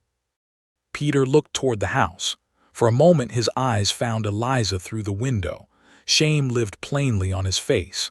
Then he followed Reuben into the dark. The neighbors stayed until the lanterns disappeared beyond the road. Amos spoke with Daniel in low tones. Luke checked the fence line. Hannah climbed the porch steps and stood near the door. "Eliza," she called gently, "it's Hannah. Daniel is here too." Daniel's voice followed. "Eliza, it's Daniel Whitaker." Mary planted blue larkspur under the east window. Eliza closed her eyes. Then she opened the door.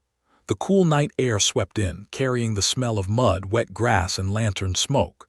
Daniel stood just beyond Hannah, his coat damp, his hat in one hand.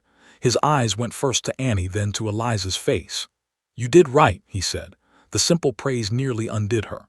Annie, now fully awake, turned toward his voice and reached one small hand into the air. Daniel looked at Eliza, asking without words. She nodded. He took Annie carefully, and the baby settled against him as if she had been waiting to finish her interrupted sleep there. Her fingers curled against his shirt. Hannah saw it and looked away with a tenderness rare enough to be private. Amos cleared his throat from the yard. "Mrs. Hart, bring your papers tomorrow. After tonight, I will hear this matter sooner than planned." Eliza looked past Daniel to the road. No lanterns now, only dark. "Yes," she said, "I will bring them." Later, after the neighbors left and the house had quieted, Daniel set Annie in Eliza's arms near the stove. Neither of them spoke for a while. There were too many things in the room: fear, relief, anger, gratitude, and something softer that had no safe name yet. Eliza looked down at Annie, then toward the flour bin where her papers were hidden. "I almost ran," she said. Daniel did not answer too quickly. "What stopped you?" She looked around the kitchen, the 2 cups on the table, the mended sleeve on the chair, the cradle in the corner still waiting, the door that had held against Reuben's hand. "At first, I thought there was nowhere to go," she said. "Then I thought maybe that was not the only reason." Daniel's eyes held hers. The stove burned low between them. Outside, Stillwater Ranch settled back into the night. But it was not the same house it had been before. The walls had heard Eliza say no. The yard had filled with witnesses. The door had closed against fear and opened again to safety. If this quiet courage touched your heart, leave a like for Eliza and Annie, because some battles in the West were not won with guns or gold, but with one woman finding her voice and one good man standing beside it. Near midnight, after Eliza finally laid Annie down, she walked to the main room and stood before the cradle. Daniel watched from the kitchen doorway. Eliza rested one hand on the carved rail. "She rolls now," she said softly. "The bed is not the safest place for her." Daniel did not move. The silence opened wide. Eliza turned to him. "Would it trouble you if Annie slept here?" For a long moment, Daniel looked not at Eliza, but at the cradle his father had made, the cradle that had waited through 3 winters with no child inside it.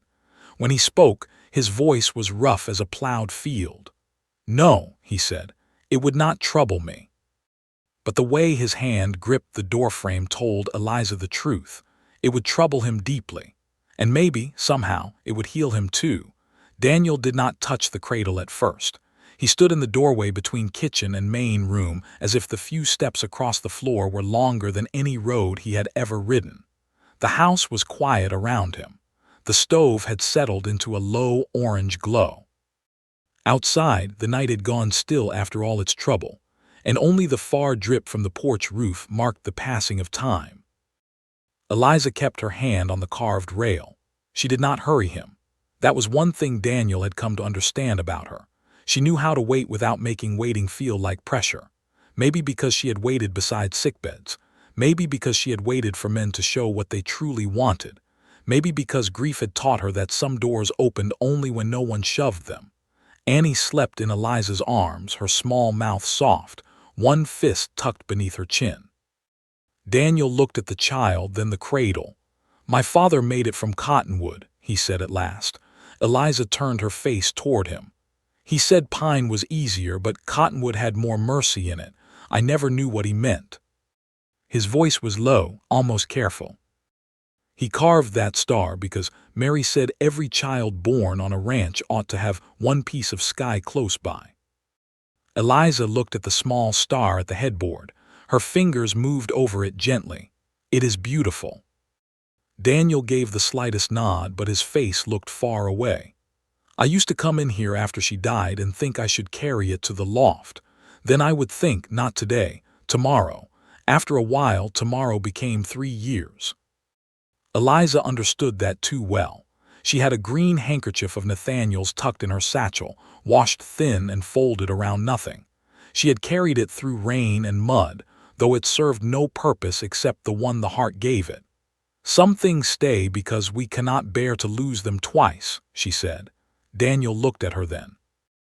The words had reached him. She saw it in the way his shoulders lowered, not with relief but with being known. He crossed the room slowly. When he reached the cradle, he did not touch Annie. He touched the rail first. His thumb moved once over the wood, stopping near the little star. "I do not know if I can hear a baby in it," he said. Eliza's throat tightened. "You do not have to be certain tonight."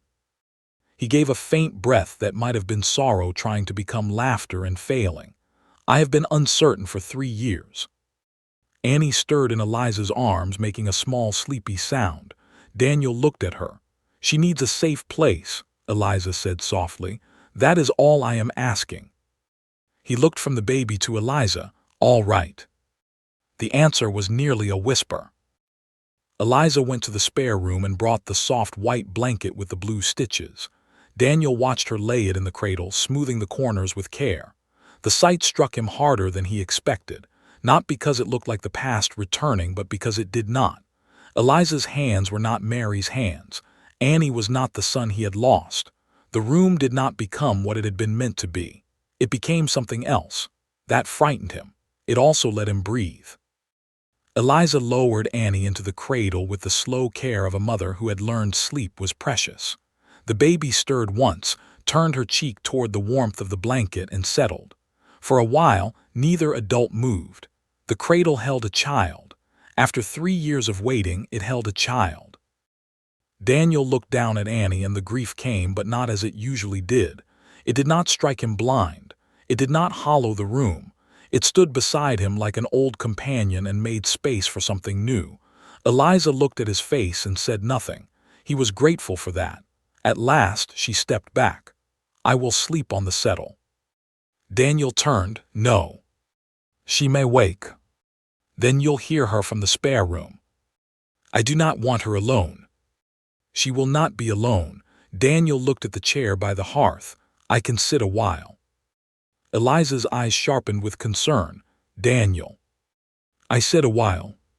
You have been awake 2 nights. So have you. I am her mother. And I am awake anyway." The words came out before he had measured them. They hung between them, plain and dangerous. Eliza looked at him. He looked away first. "I mean only that sleep will not come yet." "I know what you mean," she said quietly. He was not sure whether that comforted or unsettled him. Eliza went to the spare room, but she left the door open. Daniel sat in the chair near the hearth, not as close to the cradle as he wanted, not as far as fear suggested. He leaned forward, elbows on knees, and watched Annie sleep beneath his father's carved star. Sometime before dawn, he woke with his chin dropped to his chest. The room was gray. A blanket had been placed over his shoulders. He knew Eliza had done it. He could smell faint lavender soap from the spare room chest, the one Mary had stocked years ago. Annie slept still, one hand open above the quilt, peaceful as morning light. Daniel sat very still. He had slept while a child slept nearby. Nothing terrible had happened. It felt like a mercy too large to name. By full morning, the house changed in small, ordinary ways. Eliza made coffee and said nothing about finding him asleep. Daniel brought in wood and said nothing about the blanket. Annie woke happy, which seemed to surprise her as much as anyone. She lay in the cradle and studied the carved star, then her own fingers, then Daniel when he leaned over carefully to look at her. "Good morning," he said. Annie kicked both feet. Eliza, standing at the stove, glanced over. "That is high praise." "Is it?" "She does not waste kicks." Daniel looked down at the baby with grave respect. "Then I am honored." Annie answered by making a wet bubbling sound that caused Eliza to laugh. This time she did not stop herself. The laugh moved through the house like a window opening. Daniel looked at her before he could help it. Eliza's face changed when she laughed. The guarded lines softened. The young woman beneath all the fear appeared for one quick, bright moment, and then she looked down, almost embarrassed by her own happiness. Daniel turned back to Annie to give her room. but he carried the sound with him into the barn. Later that morning, Luke Pike rode in with news from Briar Hollow. Reuben had spent the night at the boarding house and had been seen speaking sharply to Peter before breakfast. Amos Vale had set a formal hearing for the following afternoon, not to decide guardianship, but to review the papers and warn both parties of lawful limits. "He wants it in daylight with half the town aware," Luke said from the yard. "Harder for a man to twist shadows when everyone is looking." Daniel nodded. "Good." Eliza stood on the porch with Annie in her arms, her face calm but pale. Luke removed his hat. "Mrs. Hart, Hannah says she will go with you." "That is kind. She also says I'm to say it was my idea, but I won't lie before noon." Eliza smiled faintly. Daniel looked toward the road. "Any word on Peter?" Luke lowered his voice. "That young man looks ready to come apart. I don't think he likes the work he's been hired for." "He came with Reuben." "A man can come with trouble and still regret the ride." Eliza heard that and looked down at Annie. After Luke left, Daniel found her still on the porch, watching the empty track. "You are thinking of Peter," he said. He looked ashamed. "Yes. Reuben does not keep ashamed men close unless he has a hold on them." Daniel leaned one shoulder against the porch post, leaving space between them. "What kind of hold?" "I do not know. Debt maybe, fear, family promise." She shifted Annie against her hip. "Reuben is good at finding the place a person feels weak and pressing there until they call it agreement." Daniel's mouth tightened. Eliza looked at him then. "Tomorrow he will press wherever he can." "Then we bring stronger boards." "What boards?" "Your deed." Nathaniel's letter, Amos, Hannah, the truth. She looked at the wet yard where last night's footprints still marked the mud. "The truth does not always win." "No," Daniel said, "but lies have a harder time when truth has witnesses." Eliza held his gaze. It was not a grand promise. It was better than that. It was something practical enough to stand on. That afternoon she took her papers from the flour bin and laid them on the kitchen table. Daniel sat across from her while Annie napped in the cradle. Together they unfolded the deed copy, the filing receipt, Nathaniel's letter, and the promissory note Reuben had sent after the burial. Eliza's fingers lingered on Nathaniel's handwriting. Daniel noticed but did not speak. At last she read the letter aloud. Nathaniel had written that the claim belonged to Eliza and Annie if anything happened to him. He had written that Reuben had pressured him to sell. He had written that debt claimed by a man without mercy should be examined by men with clear eyes. Eliza stopped on that line. Her voice trembled. Daniel reached across the table, then paused. "May I?" She looked at his hand. Then she nodded. He placed his hand over hers, warm and steady, not taking the paper away, not taking the grief away, only sharing the moment where it rested. Eliza did not pull back. For several breaths, their hands stayed together beside Nathaniel's letter, while Annie slept in the cradle across the room, and the house held them all in a quiet that felt less like waiting and more like beginning. By dusk, Hannah arrived with broth, bread, and a fierce opinion about men who used legal paper as a club. She helped Eliza copy the documents neatly while Daniel checked the horses for morning. For a little while, the kitchen felt almost crowded. Hannah at the table, Eliza beside her, Annie in the cradle, Daniel moving in and out with firewood and updates from the barn. The house no longer sounded empty. When Hannah finally left, she paused at the door and looked back at the cradle. "Well," she said softly, "that looks right." Eliza looked at Daniel. Daniel looked at the floor. Hannah smiled to herself and went out.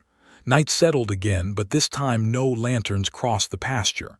Still, Eliza slept lightly. She woke once to Annie stirring and found Daniel already in the main room, standing near the cradle with one hand resting on its rail. He looked up, caught. "I heard her." "So did I. I was only checking." "I know." Annie sighed and slept on. Eliza stood beside him in the dimness, both of them looking down at the child between them. Tomorrow would bring Reuben, papers, accusations, and a room full of eyes. But tonight the cradle held steady. The child was safe. The house was warm, and Daniel Whitaker, who had once feared the sound of a baby in the night, did not step away. He stayed until morning.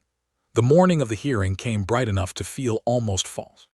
Sunlight spread over Stillwater Ranch in clean gold, touching the wet fence rails, the barn roof, and the puddles left from the storm. The land looked peaceful in a way Eliza did not trust. It seemed unfair that the sky could clear while her stomach stayed twisted tight as a rope. She stood in the spare room, buttoning the cuffs of her brown dress with fingers that did not want to obey. On the bed lay Nathaniel's Bible, the deed copy, his last letter, the filing receipt, and Reuben's written threat. She had wrapped them in a clean towel the night before and then unwrapped them again at dawn to make sure each paper had not vanished in the dark. Annie sat in the middle of the quilt, watching her. The baby had discovered the corner of a folded stocking and was treating it as a matter of deep importance. She pulled it, released it, then looked at Eliza as if expecting praise for such labor. Eliza touched her soft hair. "You do not know what today is," she whispered. "That may be mercy." Annie smiled around 2 fingers. Eliza's heart squeezed. If Amos Vale listened fairly, the hearing might end Reuben's immediate claim. If Reuben had no enforceable order, if Nathaniel's deed was accepted, if the threat letter proved his intent, then the law in Briar Hollow would not help him. Eliza could stop running. But if Reuben twisted the story well enough, if he made her journey look like madness instead of protection, if he made Daniel's kindness look improper, if the town began whispering the wrong way, then safety could crumble. A woman's reputation was a fragile roof. Once men began throwing stones at it, even the innocent might be left standing in rain. A knock sounded softly at the doorframe. Eliza turned. Daniel stood in the hall wearing his good dark coat, freshly brushed, though the cuffs were worn. His hair was damp from washing, combed back in a way that made him look both younger and more tired. He held his hat in one hand. "I hitched the wagon," he said. She nodded. His eyes went to the papers on the bed. "Do you have everything?" "Yes." A small silence followed. Then Daniel looked down, as if gathering something from the floorboards. "There's something I ought to say before we go." Eliza's chest tightened. "What?" "Reuben may try to make my part in this look wrong. I know. He may say I took you in for reasons that were not decent. I know that too." Daniel looked up, his eyes held steady on hers. "I cannot stop every mouth in town from moving, but I can tell the truth in front of anyone who asks. You came to my road in a storm. You asked for a barn. I offered a house because it was the right thing. Mrs. Pike knows you are here. Amos knows. The town knows enough." He paused. "You have done nothing shameful." Eliza looked down at Annie because tears had come too fast. The baby stared back at her, pleased with the stocking. "I did not think I had," Eliza said, "until I remembered how quickly people can make a woman defend kindness as if it were sin." Daniel's face darkened with anger, but he kept his voice gentle. "Then we will defend it plainly." She looked at him. "We. If you permit." The words nearly undid her more than any grand vow could have. He did not assume his place. He asked for it. Eliza picked up the towel-wrapped papers and held them against her chest. "I permit." Daniel's eyes softened. From the main room came a small thump, followed by Hannah Pike's voice. "I found the cradle empty and nearly lost 10 years of life." Eliza turned quickly, lifting Annie into her arms. Daniel stepped aside as Hannah appeared in the doorway, cheeks pink from the cool air and bonnet ribbons uneven beneath her chin. "There she is," Hannah said, pressing a hand to her heart. "Do warn a woman before you move a baby from where she expects to admire her." Despite her nerves, Eliza smiled. "Good morning, Hannah." Good is a large claim, but morning is certain. Daniel gave Hannah a dry look. "Did Luke come?" "He is outside pretending not to worry and doing a poor job." Hannah came forward and touched Annie's foot. "Now, Mrs. Hart, I will sit beside you at the hearing if you want me, behind you if you want space, or outside with the baby if you need both hands free." Eliza looked at Annie. The thought of handing her daughter away in that room made her stomach tighten. But the thought of holding her while Reuben spoke lies about her motherhood seemed cruel to the child. Annie grabbed Hannah's finger. Hannah lifted her brows. She has chosen the first witness. Eliza let out a shaky breath. If she fusses, will you take her outside? With honor. And if Reuben says anything about her? Hannah's expression sharpened. Then I will remember I am in a legal office and not at a pie contest where my opinions may be freely thrown. Daniel muttered, that will be a strain. It will, but I am frontier-tested. The small exchange loosened the room just enough for Eliza to breathe. They rode to Briar Hollow in 2 wagons. Daniel drove Eliza and Annie. Luke drove Hannah behind them, though Hannah complained twice before leaving the yard that men handled reins like the horses had personally offended them. The road had dried enough to pass without deep sinking, but mud still clung to the wheels. Cottonwoods along the creek flashed silver in the morning light. The farther they traveled, the closer Eliza held the towel-wrapped papers. Daniel glanced at her hands. Tell me what you'll say, he said. She looked at him. Now. Only if it helps. She considered refusing. Then she realized it might help to hear her own voice before hearing Reuben's. I will tell Amos that Nathaniel filed the claim in both our names. I will tell him Reuben tried to buy it more than once. I will show the letter where Nathaniel wrote that he feared pressure from his uncle. I will show Reuben's note.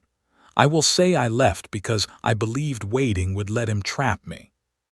And about Annie. Eliza looked down at the sleeping child. I will say she is my daughter, that I have fed her, warmed her, held her through fever, carried her across mud, and kept her alive with no help from the man who now calls himself her protector. Daniel was quiet for a moment. Then he said, say that exactly. Her throat tightened again. You think it is enough. I think it is true. Briar Hollow seemed fuller than usual when they arrived. Men stood outside the blacksmith shop. Women moved in and out of the mercantile with baskets that looked suspiciously empty. Eli Pike leaned near the livery until Hannah gave him a look from the wagon, at which point he straightened as though useful work had suddenly called him. Reuben Hart stood outside Amos Vale's office. His black coat was brushed clean. His silver watch chain shone against his vest. Peter stood behind him, pale and stiff, holding his hat in both hands. He looked even more miserable in daylight. Reuben's eyes went first to Eliza, then to Daniel, then to Hannah lifting Annie from the wagon. His mouth curved. How touching, he said, you brought an audience. Eliza stepped down before Daniel could offer his hand. Not because she rejected it, but because she needed Reuben to see her steady on her own feet. No, she said, I brought witnesses. The street quieted. Reuben's smile thinned. Amos opened the office door from inside. Then let us begin before the whole town grows roots. The room had been rearranged since the day before. Extra chairs lined the wall. Amos's clerk sat at a small side desk with pen ready. Hannah took Annie and sat near the window where light fell gently over the baby's face. Daniel stood behind Eliza's chair, close enough for strength, not close enough to speak over her. Reuben sat opposite with Peter behind him. Amos lifted his spectacles.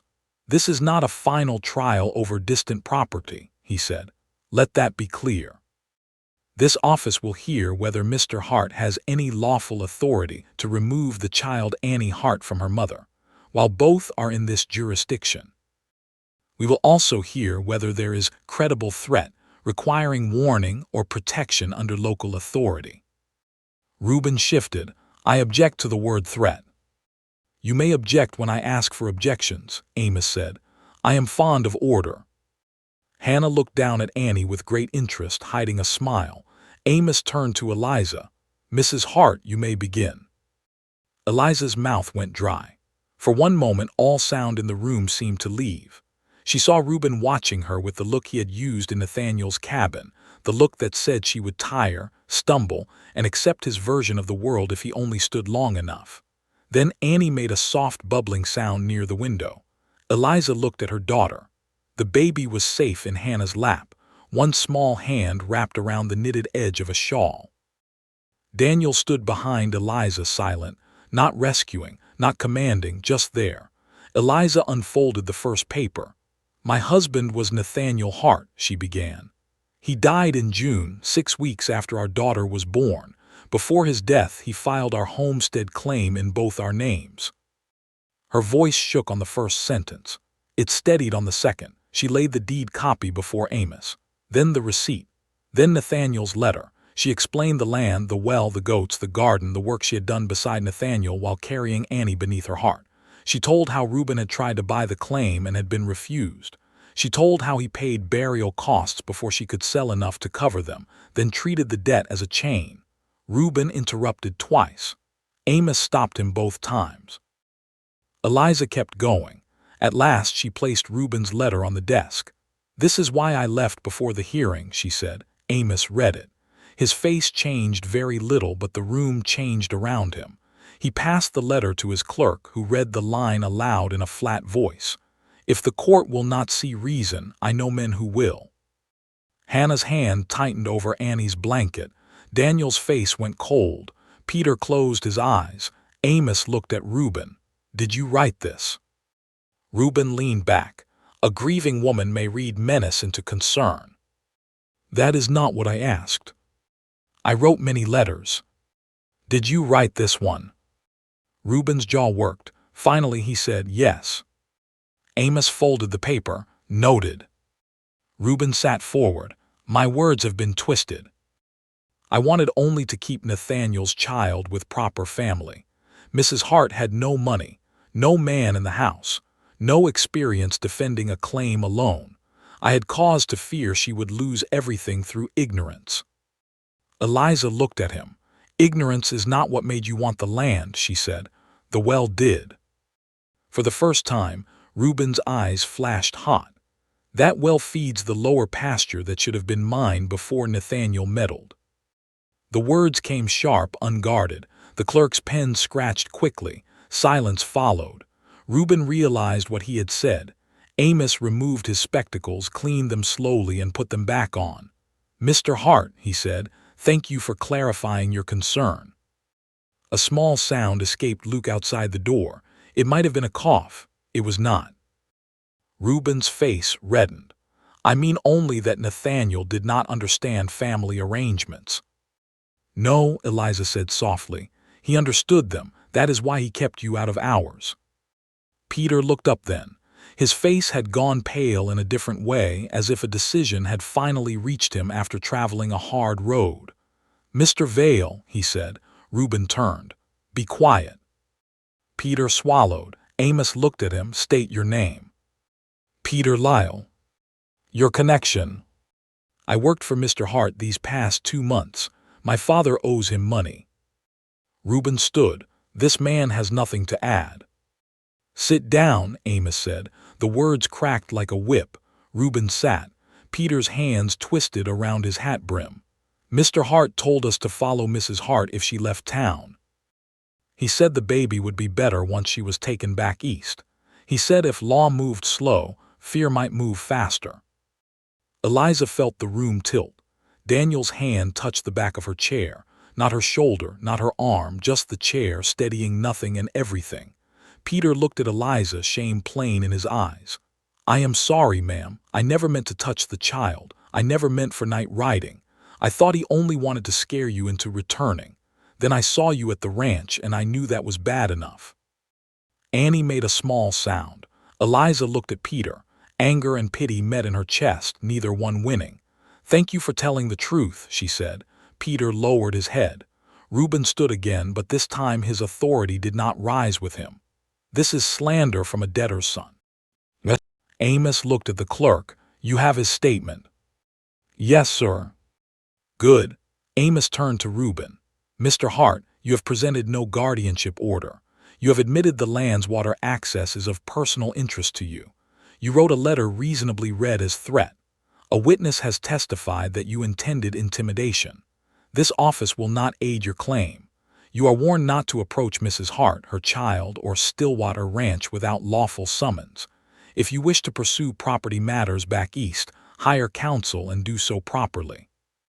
You will not carry your dispute through a baby." The room went silent. Eliza's vision blurred. She blinked hard. Reuben stared at Amos, then at Eliza. Whatever mask he had worn since arriving in Briar Hollow had fallen away. Beneath it was not a monster, not madness, but a small, proud man who had wanted land, obedience, and the comfort of believing both were owed to him. "You think this is finished?" he asked. Amos leaned forward. "In my jurisdiction today, yes." Reuben looked at Peter with contempt, then snatched his hat from the chair and left the office. The door slammed behind him. No one moved for a moment. Then Annie began to cry, not loudly, just enough to remind them all that she was a child, not a claim, not a prize, not a line in a ledger. Eliza rose and went to her. Hannah placed the baby in her arms, and Eliza held her close, breathing in the warm scent of milk, soap, and life. "My little bird," she whispered. "You stayed." Daniel watched from near the chair, his eyes full of something he did not try to hide quickly enough. Amos signed a paper, sanded it, and handed it to Eliza. "This records today's warning and my finding that no authority has been shown to remove the child. Keep it with your documents." Eliza took it. "Thank you." Amos nodded. "Go home, Mrs. Hart." The word struck her strangely. Home. She did not correct him. Outside, Briar Hollow waited in bright morning. Reuben was already at the boarding house, throwing his things into a valise with angry force. Peter stood near the livery, alone. Eliza walked to him while Daniel stayed back with the wagon. Peter looked frightened when she approached. "I cannot pay your father's debt," she said. "I know, ma'am." "But Mr. Vale may no work that does not belong to Reuben." Peter swallowed and nodded. "That would be more mercy than I deserve." "Mercy is not wages," she said. "You do not earn it first." His eyes filled. He looked away. Eliza returned to the wagon where Daniel waited. This time he offered his hand openly. This time she took it in front of the town. As they rode back to Stillwater Ranch, Annie slept between them in the crook of Eliza's arm. The road was still rough, but the sky had cleared fully, and sunlight lay across the hills like a promise no one had spoken yet. Halfway home, Daniel said, "You were brave." Eliza looked down at the baby. "I was angry." Sometimes anger carries bravery when the legs are tired. She turned to him. He kept his eyes on the road, but his mouth had softened. At the ranch, Hannah and Luke followed them in and insisted on coffee to celebrate that law had behaved itself for once. Eliza made it. Daniel brought in extra chairs. Hannah held Annie near the cradle and told her she had attended her first hearing with great dignity and only one reasonable objection. For a little while the kitchen filled with voices. Not many, not loud, enough. That evening, after the Pikes left and Annie slept, Eliza stood at the kitchen table putting her papers back into order. The new warning from Amos lay on top. She touched it once, then folded it carefully. Daniel stood by the stove. "You do not have to decide anything tonight," he said. She looked at him. "About staying," he added, "or leaving. Or what comes next." Eliza held the papers against her chest. For weeks every choice had been made by fear. Which road, which train, which town to avoid, which name to give, which sleep to risk. Now, for the first time since Nathaniel died, fear had stepped back far enough that choice could breathe, and that frightened her in a different way. "What if I do not know how to stop running?" she asked. Daniel's face softened. "Then stay one day and call it practice." Eliza looked toward the cradle where Annie slept beneath the carved star. One day. It sounded small enough not to scare her. It sounded large enough to change everything. For the first time in many weeks, Eliza woke without planning an escape. The thought came to her slowly, like dawn sliding over the quilt. She opened her eyes in the spare room at Stillwater Ranch and listened. No wheels on the road, no voice in the yard, no hard knock at the door. Only the stove settling in the kitchen, a horse moving in the barn, and Annie making soft waking sounds from the cradle in the main room. Eliza lay still. Her body did not know what to do with quiet. For so long, morning had meant counting money, checking the sky, choosing which road looked least watched, and deciding whether the baby could bear another day of movement. Even after Daniel brought them to the ranch, She had risen each day with fear sitting beside her like an unwanted guest. But Reuben Hart had been warned by Amos Vale in front of witnesses. Peter had spoken. The papers were copied and recorded. No lawful order had been found to touch Annie. The land back east remained a matter for another place, another day, and proper law, not a man's hand on a dark porch. Eliza was not foolish enough to believe trouble could never return. But this morning, trouble was not standing at the gate. That alone felt like a miracle. She got up and wrapped her shawl around her shoulders.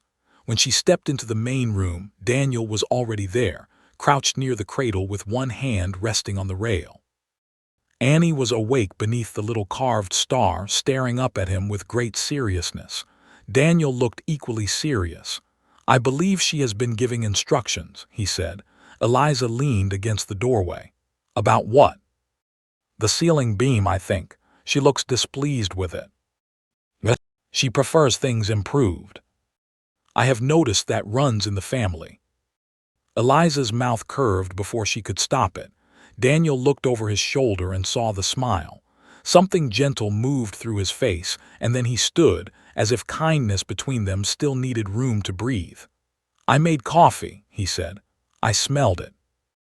I did not move it from the proper shelf." "A wise choice." He nodded gravely. "I am learning the laws of my own pantry." Annie kicked in approval.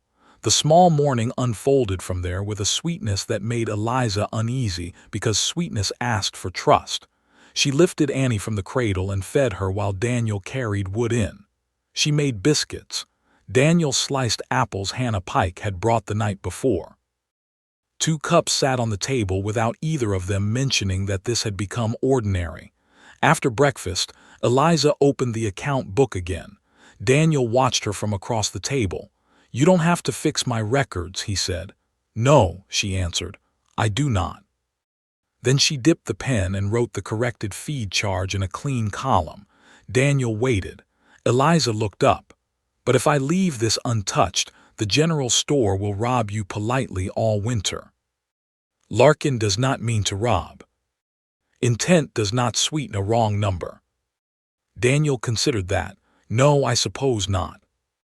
Annie sat in Eliza's lap, busy with a wooden spoon Daniel had sanded smooth that morning. He had brought it in from the barn without announcing he had made anything. He only set it on the table beside the baby and said, "For her hands." Eliza had picked it up and felt the care in it. The handle was rounded, the edges softened, and a small star had been carved near the end to match the cradle. It was not a toy bought to charm a child. It was something made in spare minutes by a man who had noticed that Annie liked to hold what others were using. Eliza did not trust herself to thank him fully, so she had said, "She will chew it." Daniel had said, "I expected she might." Now Annie proved him right, mouthing the spoon with deep purpose. Eliza glanced at him. "You carved a star." Daniel looked toward the cradle. "My father would have said every child ought to have a little sky close by." "You loved him." "Yes. He taught you to stop on roads." A shadow of memory crossed Daniel's face, but it did not pain him the same way speaking of Mary once had. "He did. He also taught me not to put coffee behind lamp wicks, but grief must have taken that lesson from me." Eliza laughed softly. The sound no longer shocked her. That afternoon, Daniel drove into Briar Hollow to speak with Amos about sending copies of the papers to the county office. Eliza stayed behind with Annie and Hannah, who arrived under the claim of returning a dish and remained for 3 hours. Hannah helped wash curtains. At least, she said she helped. Mostly she talked while Eliza scrubbed, though her talking filled corners that had once belonged to silence. She told Eliza which women in town made good bread, which men overcharged widows if not watched, which families had useful daughters and useless sons, and which church pew creaked loud enough to betray late arrivals. Eliza listened more than she spoke. It had been a long time since she had heard a woman talk about ordinary things as if ordinary life would continue. Near the window, Annie sat on a folded quilt, holding Daniel's wooden spoon. She waved it once in Hannah's direction. "Yes, ma'am," Hannah said at once. "I take your point." Eliza smiled. She has many. She is a girl with property and a courtroom victory. Of course she has points. The words made Eliza's hands still in the wash water. Hannah noticed. I said that too plainly. No, Eliza said. It is only strange to hear victory beside her name.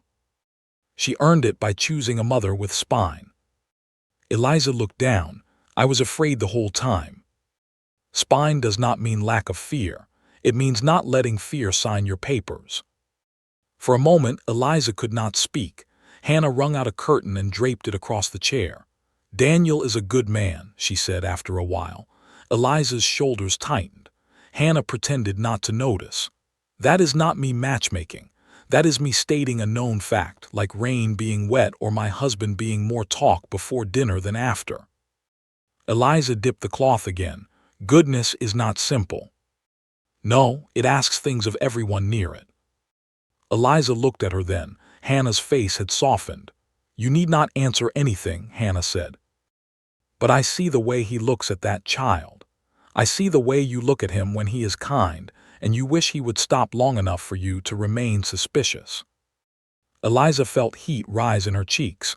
I am recently widowed. I know. I loved my husband. I know that too.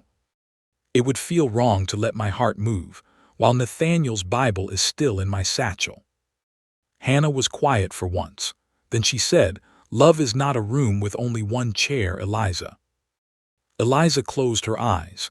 The words entered where she had not meant to open. Hannah went on, gentler now. The dead are not pushed out because the living sit down. A heart can remember and still make room, but only when it is ready.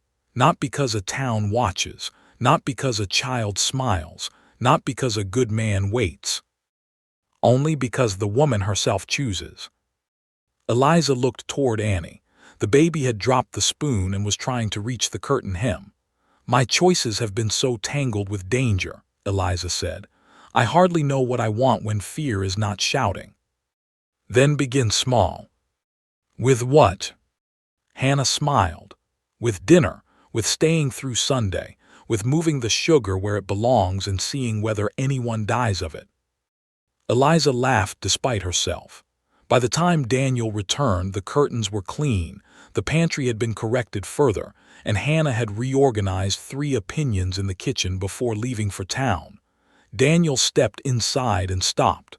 The curtains are different. They are clean, Eliza said. I thought they were clean before. What? You thought the coffee was findable before. He accepted the rebuke with a nod. Annie, on the quilt, spotted him and slapped both hands on the floor. Daniel looked down at her. Good afternoon to you too. She reached for him.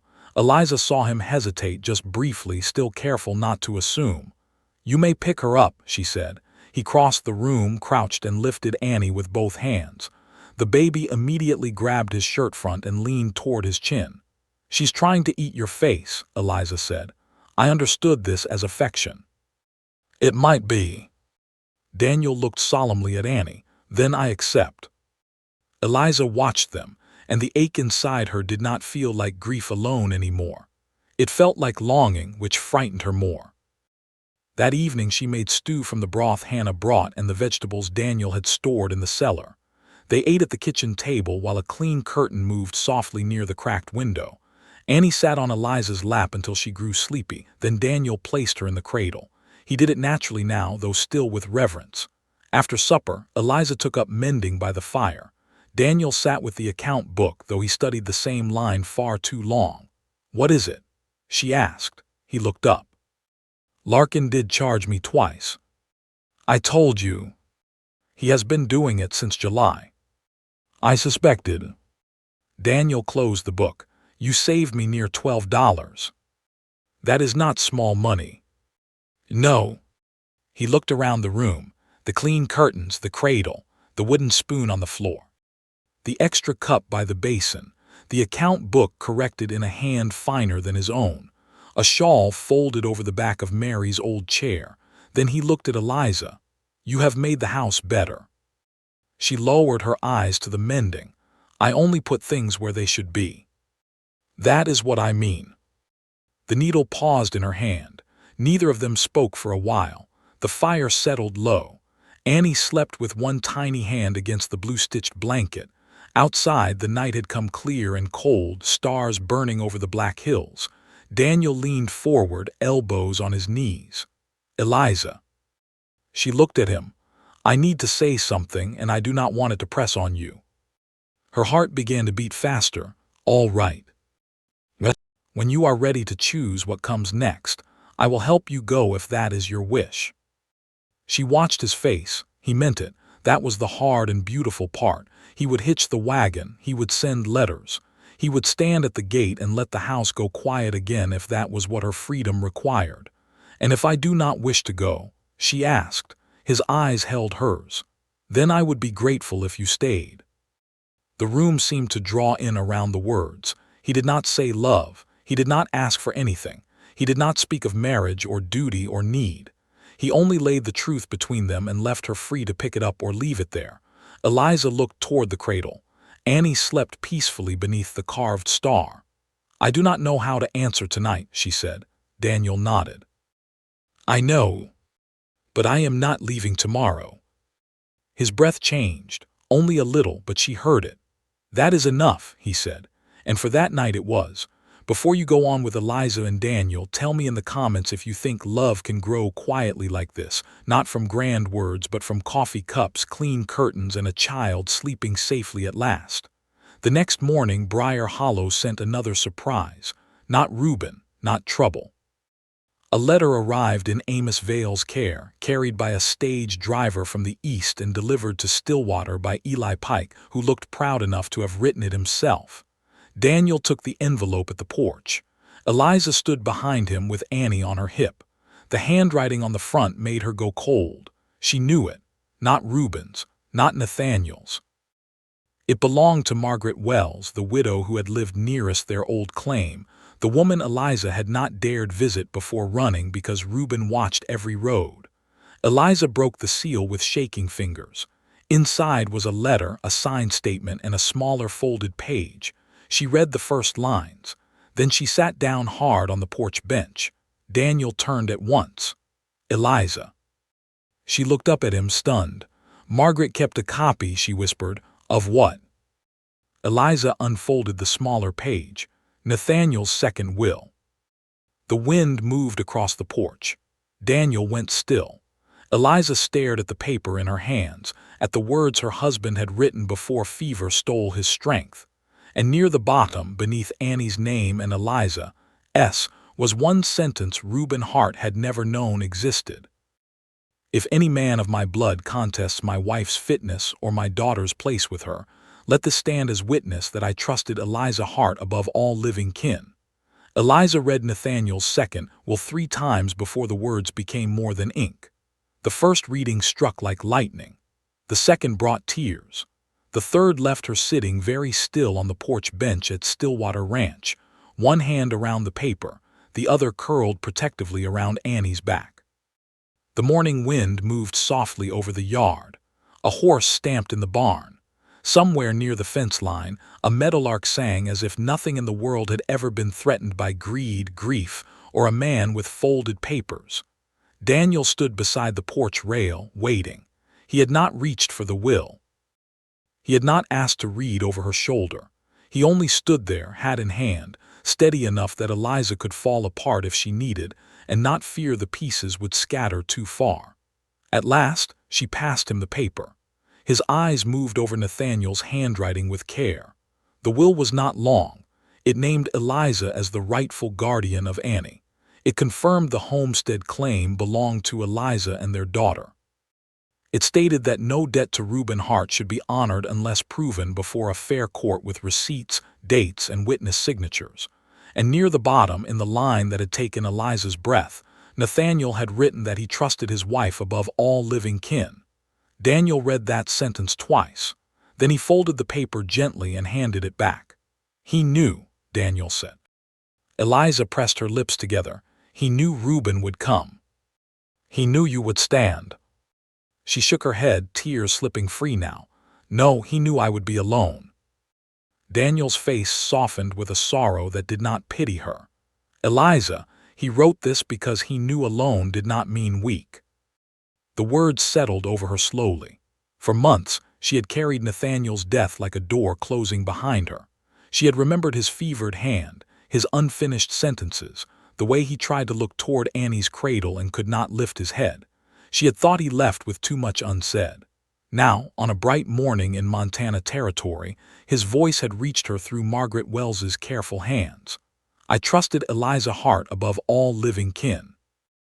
Annie grabbed at the edge of the paper, and Eliza pulled it safely away with a shaky laugh. No, little bird, this one you may not chew. Daniel looked down at Annie. She is testing its strength. It has already proved stronger than I expected. They took the letter to Amos Vale before noon. This time, Eliza did not dread the road to Briar Hollow in the same way. She still felt the old nerves tightening as the town came into view, but beneath them was something firmer. Nathaniel's second will lay in her satchel with Margaret's signed statement, and Daniel sat beside her on the wagon bench while Annie slept between them in a nest of blankets. He did not crowd her. Still, every time the wagon struck a rut, his hand shifted slightly, ready to steady Annie if needed. Eliza noticed because she noticed everything about him now, and that frightened her almost as much as it comforted her. Briar Hollow watched them arrive. It was not open staring exactly. It was the frontier version of attention, quieter but no less complete. A curtain moved in the mercantile window. Eli Pike found a reason to step outside the livery. Two boys paused near the water trough. Mrs. Larkin from the store turned a basket in her hands while looking everywhere except directly at them. Eliza lifted her chin. Daniel helped her down from the wagon. She took his hand and did not let go until both her feet were steady on the ground. Amos Vale was in his office, speaking with his clerk. He looked up when they entered, then immediately toward Eliza's satchel. "You have something new," he said. "Yes." She laid the will and Margaret's letter before him. Amos read in silence. His clerk leaned only as far as was proper. Daniel stood near the wall with Annie in his arms because Eliza had asked him to hold her while she handled the papers. She had asked. He had answered with a quiet yes. That small exchange had mattered more than anyone in the office knew. Amos finished the will, then read Margaret's statement. "This witness says she saw Nathaniel Hart sign this in his own hand," Amos said. "Yes." Margaret Wells lived nearest us. Her husband and Nathaniel helped each other with fencing. She writes that Nathaniel asked her to keep a copy because he feared Reuben would search our cabin if he died. Amos's brows lowered. "Did he?" Eliza's mouth tightened. "After the burial, Reuben came while I was feeding Annie. He said he needed to review family papers. I told him no. He told me grief had made me suspicious." Daniel's face went still. Amos looked at the will again. "This strengthens your position considerably. I will copy it, record that I have seen the original, and send notice east with the stage." "Can Reuben still contest it?" Eliza asked. "He can try. Men can try many things that wisdom would prevent." Amos looked over his spectacles. "But here, regarding the child, this office is satisfied. There is no lawful claim for removal. Regarding the property, this document will not settle a distant court by itself, but it makes Mr. Hart's path much harder." Eliza let out a breath. Annie, from Daniel's arms, chose that moment to make a bright sound and smack his collar. Amos looked at her. "The young lady has an opinion." "She usually does," Daniel said. Amos's mouth twitched. Before they left, Amos gave Eliza a copied statement bearing his seal. He also promised to send a formal warning to Reuben at the boarding house that any further attempt to approach her outside lawful process would be treated as harassment and trespass. When they stepped back onto the street, Hannah Pike was waiting near the mercantile with a basket on her arm and no believable reason to be there. "Well?" she asked. Eliza held up the sealed copy. Hannah's eyes softened. "Good." "Very good," Daniel said. Hannah looked between them, then down at Annie in Daniel's arms. "Daniel Whitaker," she said, "you hold that child like she is made of both glass and gold." Daniel looked mildly cornered. "She is small." "She is not that small. She is important." Hannah's teasing expression gentled into something deeper. "Yes," she said, "she is." Eliza looked at Daniel then. He was not embarrassed now. He looked down at Annie, whose tiny fingers had hooked into his shirt, and he smiled faintly at her in a way he likely did not know anyone else could see.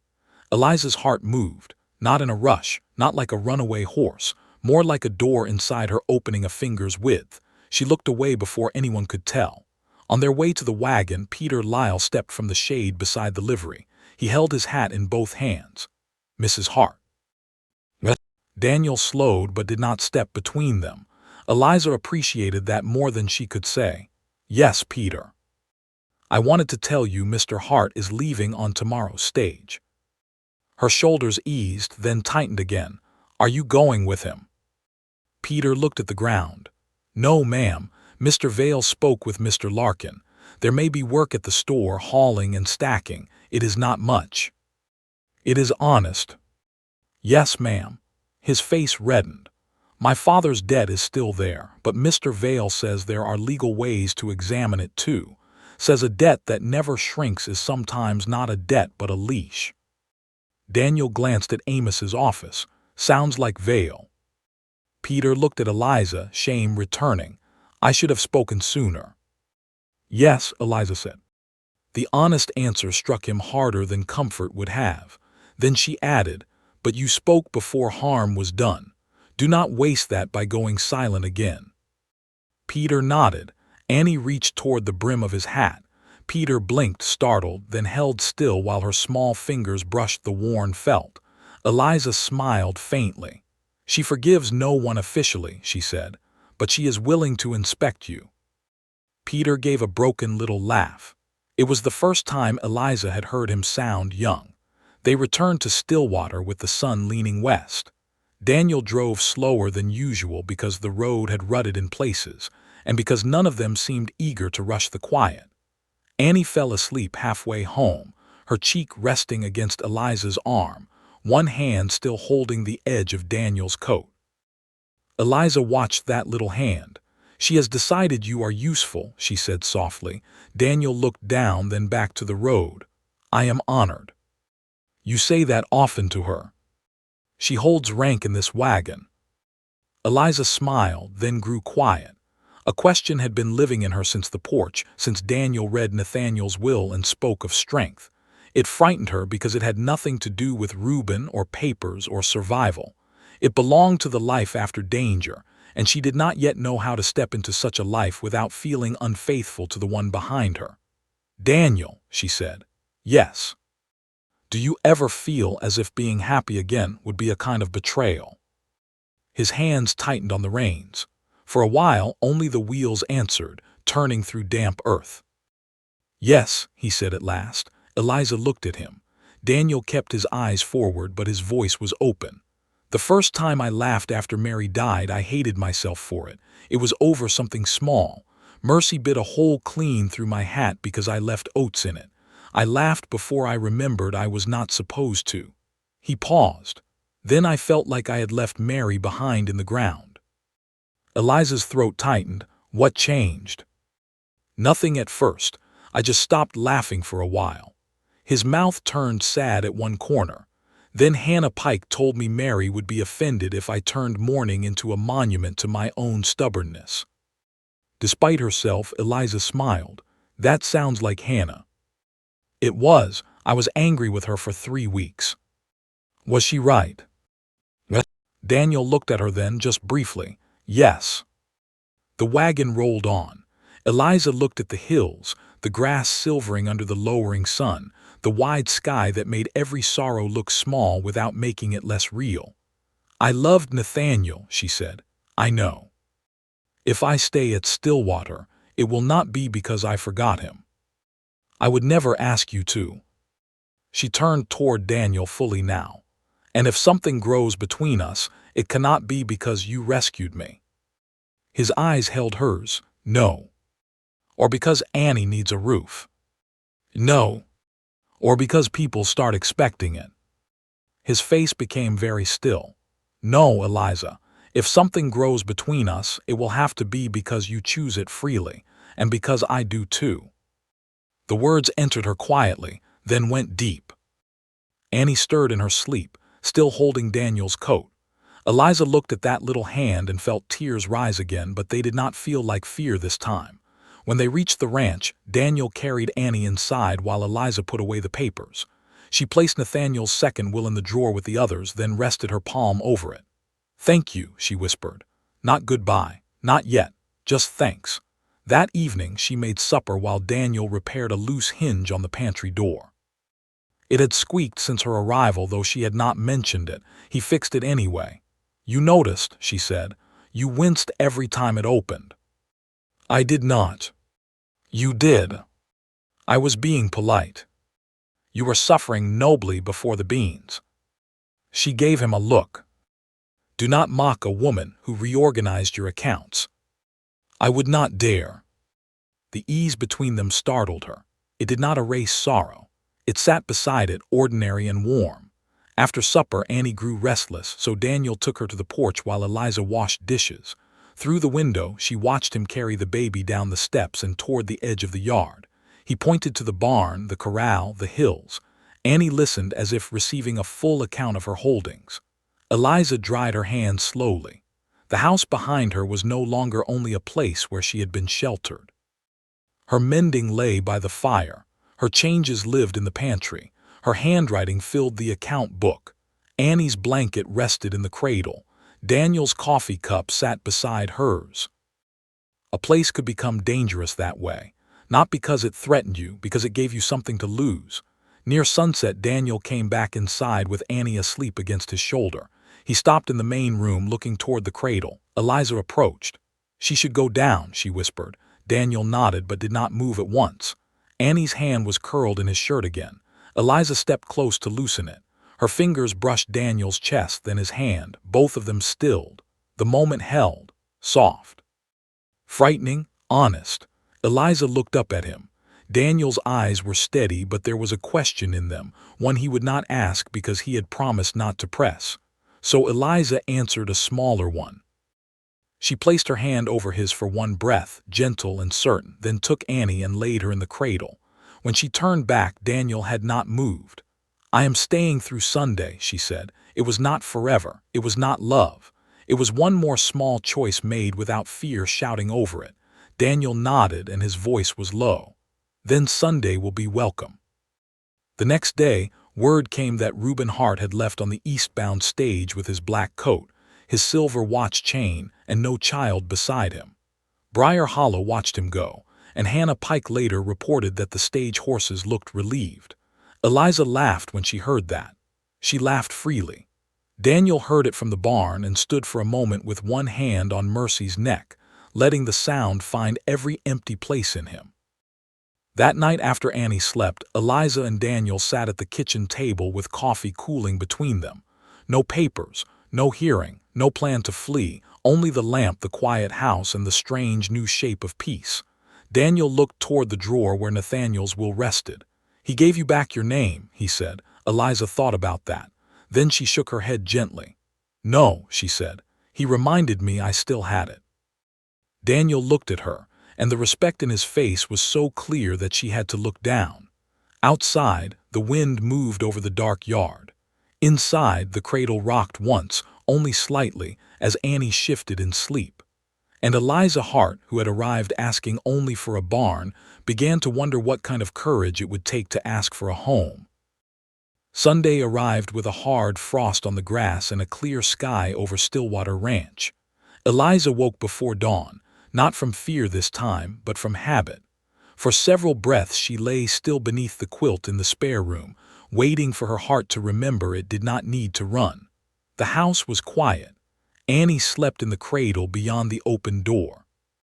Daniel had not yet gone to the barn, though she could hear the soft sound of him moving in the kitchen with the careful steps of a man trying not to wake anyone. She rose and dressed by the dim gray light. When she entered the kitchen, Daniel stood at the stove with coffee already started and a pan of biscuits sitting uncooked beside him. Eliza stopped in the doorway. He looked over his shoulder. "I was trying," he said. She glanced at the biscuits. Some were too thick, some too flat, and one appeared to have been shaped by argument. "I see that." Daniel looked down at the pan. They may not rise. They may not know what is expected of them. I followed what I remembered. From whom? My father. Did your father make biscuits often? No. That explains their uncertainty. Daniel looked at her and the corner of his mouth moved. It was a small thing that almost smiled in the blue light before sunrise, but it filled the kitchen with a quiet warmth Eliza had not planned on feeling. She crossed to the table and tied on the apron Hannah had brought 2 days earlier, plain cotton with a mended strap. Move aside, she said. I will rescue what can be saved. Daniel obeyed without protest. Together they made breakfast, though together was a generous word at first. Eliza worked the dough again with flour and patient hands. Daniel fetched water, sliced salt pork, and took coffee down from the proper shelf with such solemn care that she nearly laughed twice. Annie woke before the biscuits were baked. Her sound came from the main room, soft and questioning, not yet a cry. Daniel turned first. Eliza saw it, the way his whole body listened. Go, she said. He looked at her. Are you sure? She called the household. You are in it. The words left her before she thought to guard them. Daniel held her gaze for a breath, then went to the cradle. Eliza turned back to the stove, but she heard him in the next room. His low good morning. Annie's small delighted sound. The faint creak of the cradle rail as he lifted her. Then his footsteps returned and Annie appeared in his arms, hair soft from sleep, one cheek creased from the blanket. The baby saw Eliza and reached both hands. Daniel passed her over carefully. Their arms brushed. Neither pulled back too quickly. By full morning, the house smelled of coffee, biscuits, and wood smoke.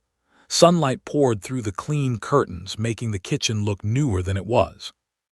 Eliza placed Annie in Daniel's lap while she poured coffee, and the baby immediately grabbed his spoon as if claiming family rights over it. Daniel looked down at her. That was mine. Annie waved at once. I stand corrected. Eliza set his cup beside him. She has strong views about property. Like her mother. Eliza paused. Daniel looked up, realizing what he had said. There was no insult in it, only admiration. She sat across from him. Yes, she said softly, like her mother. They ate in a quiet that did not need filling. The table had become familiar beneath Eliza's hands. She knew which board near her elbow dipped slightly. She knew Daniel preferred his coffee before speaking much. She knew Annie would tolerate being on a lap only until something across the room became more important. Ordinary knowledge, dangerous knowledge. After breakfast, Daniel went to check the north fence, and Eliza set herself to Sunday work. Not the heavy kind. The small kind that made a house feel tended. She folded clean linens. She polished the stove door.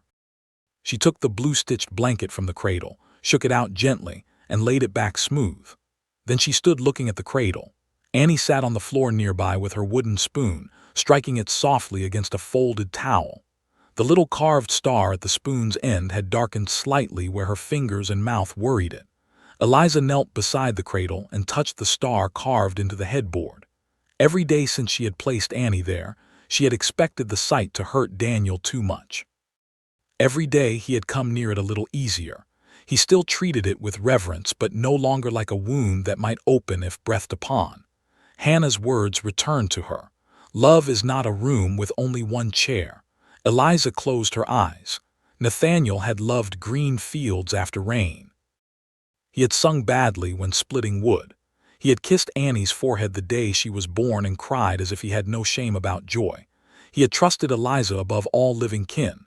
His love had not been a chain around her future. Reuben had tried to make it one. That difference mattered. Near noon, Daniel returned with frost melted from his boots and a small branch of late red leaves in his hand. He looked almost embarrassed when he stepped inside. Eliza looked at the branch. What is that? From the ridge. I can see that. He held it out. You said yesterday the room looked plain since the curtains were washed. I said the room looked brighter. That may have been what you said. A smile tugged at her mouth. She took the branch and placed it in a blue cup with a little water, then set it on the shelf near Mary's ribbon. Daniel watched her do it. The red leaves stood near the faded blue cloth, not covering it, not replacing it, only sharing the shelf. Eliza turned back to him carefully. "Is that all right?" Daniel looked at the shelf for a long time, then he nodded. "Yes." The house seemed to take a breath. That afternoon, they drove to Briar Hollow for church, not because Eliza felt ready for a room full of eyes, but because hiding had begun to feel like giving Reuben a piece of victory he had not earned. She wore her brown dress brushed clean. Annie wore the tiny knitted cap Hannah had brought, tied beneath her chin, which she accepted with stern patience. Daniel wore the dark coat again. Before they left, he stood by the wagon and waited. Eliza looked at his offered hand. She took it. In town, people looked, but not cruelly. Some nodded. Mrs. Larkin from the mercantile smiled too long. Eli Pike tipped his hat and then looked to Hannah for approval. Peter Lyle stood near the store in a work apron, stacking crates. When Eliza passed, he lowered his eyes respectfully, then lifted them just enough for Annie to inspect him. Inside the church, Hannah had saved them a place. Of course she had. Daniel sat on the aisle. Eliza sat beside him with Annie in her lap. Hannah sat on Eliza's other side like a small, cheerful wall between curiosity and peace. During the first hymn, Annie decided the song required her own contribution and gave a long, serious sound that made two children in the row ahead giggle. Eliza flushed. Daniel leaned slightly closer and whispered, "She carries the tune better than Eli." Hannah, hearing him, whispered, "Everyone does." Eliza pressed her lips together to keep from laughing in church. The service passed gently. The Reverend spoke about mercy being more than a feeling, about how shelter became holy when it was offered without price. Eliza kept her eyes on Annie's small hands and tried not to feel that the words had been written for the road in the rain. Afterward, people greeted her. Not all at once. Not too much. Hannah had clearly spread some warning about overwhelming widows, and Briar Hollow obeyed better than expected. Mrs. Larkin offered thread if Eliza needed it. Luke Pike asked Daniel about fence wire and pretended not to be watching the women. Amos Vale shook Eliza's hand and told her the eastbound notice had been sent. Then an older woman Eliza did not know stepped forward with a small paper packet. "I am Mrs. Bell," she said. "My husband is the doctor. I heard the baby had a fever last week. These are mild peppermint leaves for you, not medicine for her. A worried mother needs her stomach settled too." Eliza took the packet, touched by the quiet care. "Thank you."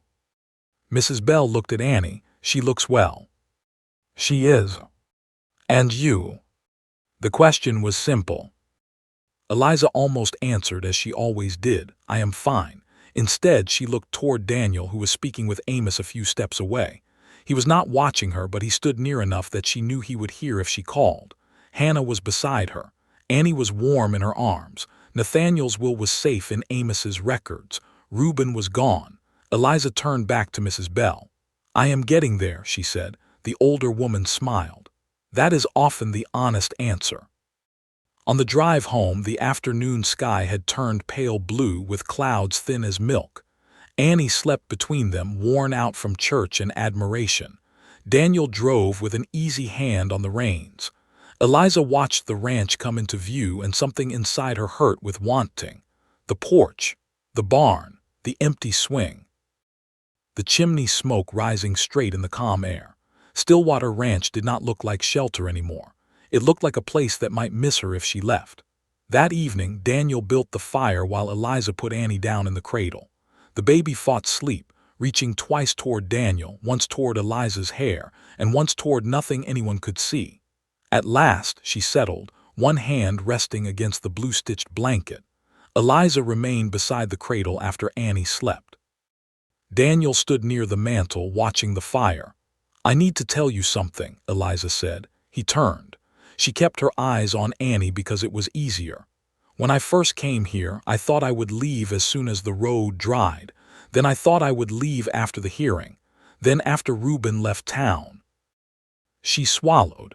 "Every time I moved the leaving farther away, I told myself it was for Annie." Daniel said nothing, but it is not only for Annie now. The fire cracked softly. Daniel's face changed, but he did not step closer. Eliza finally looked at him.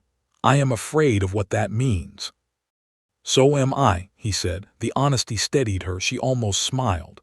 "That is not very comforting." "No," Daniel said, "but it is true." She looked at him for a long moment. "What are you afraid of?" He drew a slow breath. "Loving what I cannot keep, wanting too much, letting this house become warm and then hearing it go quiet again." Eliza's eyes burned. "I'm afraid of staying because I am grateful. I do not want gratitude for a wife." The word wife entered the room and made both of them still. Daniel looked down at his hands. "I did not mean to say it that way." Eliza's heart beat hard. "How did you mean to say it?" He looked at her then, and there was no hiding left in his face. "I meant that if you ever stay with me, I want it to be because your heart is free to choose, not because I stopped in the rain, not because Reuben frightened you, not because Annie needs a cradle." His voice grew rough. "I would rather watch you leave freely than keep you by debt." Eliza pressed one hand to the cradle rail. "And if I choose freely to stay?" Daniel's breath caught. The silence was wide enough for their whole pasts to stand inside it. Mary, Nathaniel, the children lost and protected, the storm, the hearing. The pantry, the cradle, the red leaves beside the blue ribbon. Daniel stepped closer, but only one step. "Then I would ask you properly," he said. Eliza looked at him through tears. "Not tonight."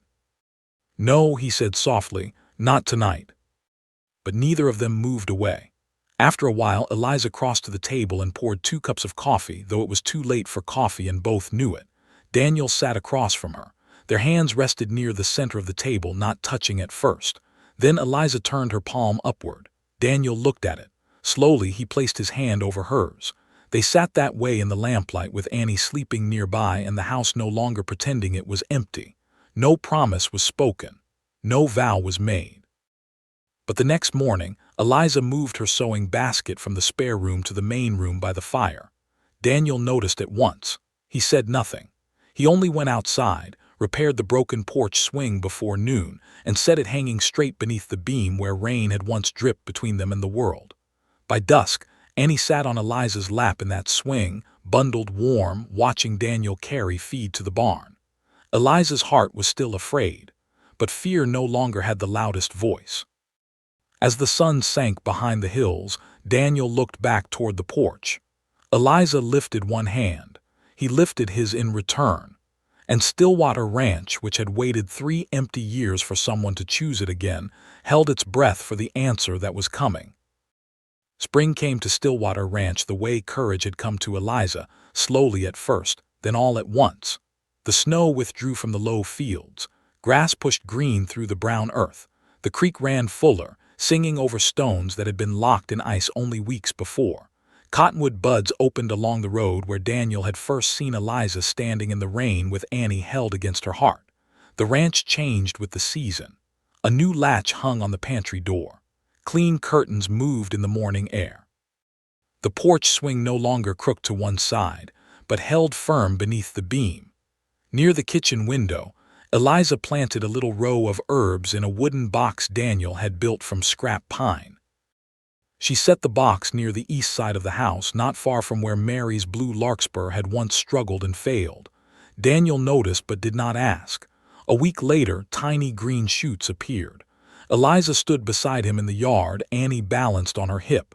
"Peppermint," she said. "Sage, a little time if it takes." Daniel looked at the box. "Mrs. Bell's peppermint. She gave me seeds after church."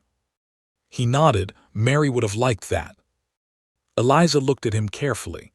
Daniel's face held sadness, but it no longer stood alone. It had room beside it now.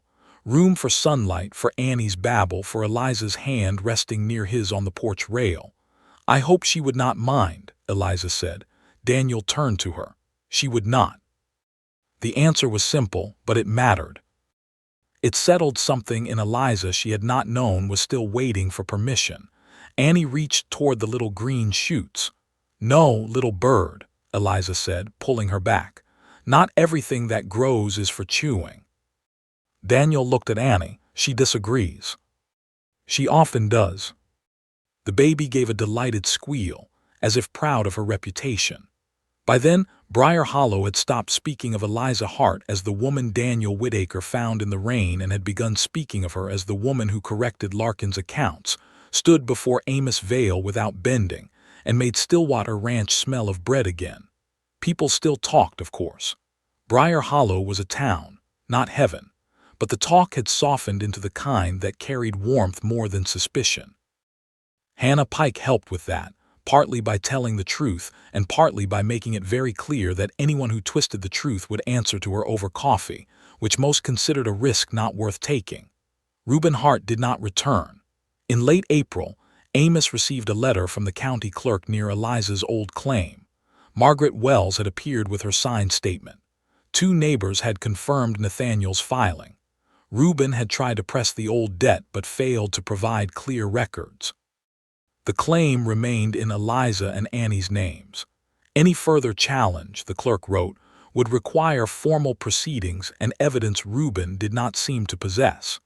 Amos brought the letter himself to Stillwater Ranch. He arrived just after dinner while Daniel was mending a harness on the porch and Eliza was sitting in the swing with Annie asleep against her. The afternoon was soft and bright, the kind of light that made even old fence posts look gentle. Amos stepped down from his wagon with a folded paper in hand. Daniel stood at once. Eliza's heart tightened out of old habit. Amos saw it and lifted the letter slightly. "Peaceful news, Mrs. Hart."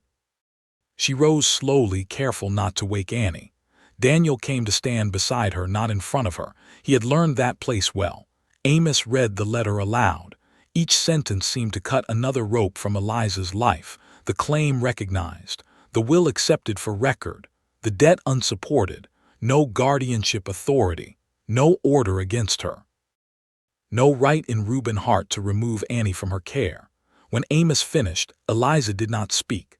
She looked down at Annie's sleeping face. Her daughter would not remember the storm, the road, the fever, the office, or the man in the black coat. Annie would not remember her mother's hands shaking over folded papers. She would not remember sleeping in a cradle carved for another child. Perhaps that was mercy too.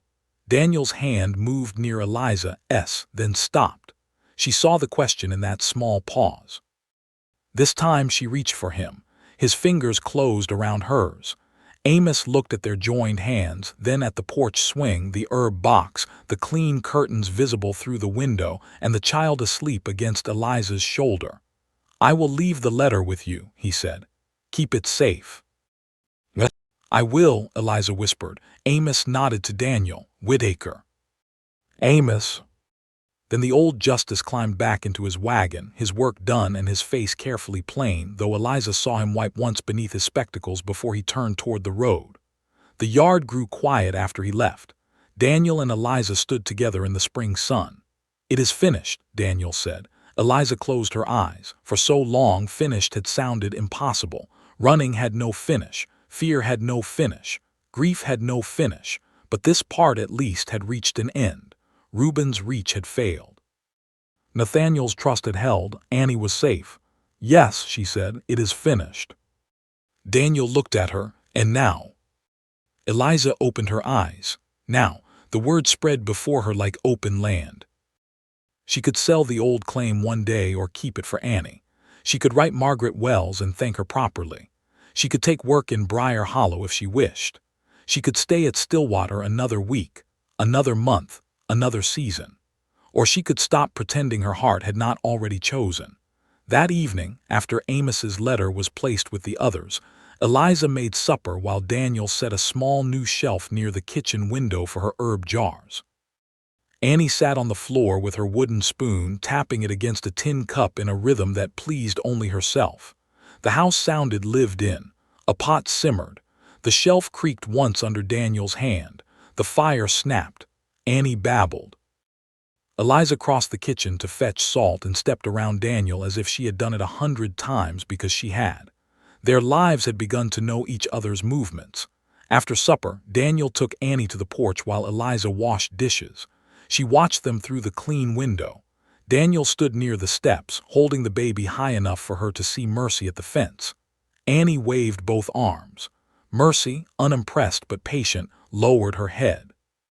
Daniel spoke to the horse, then to Annie, and though Eliza could not hear the words, she knew their shape.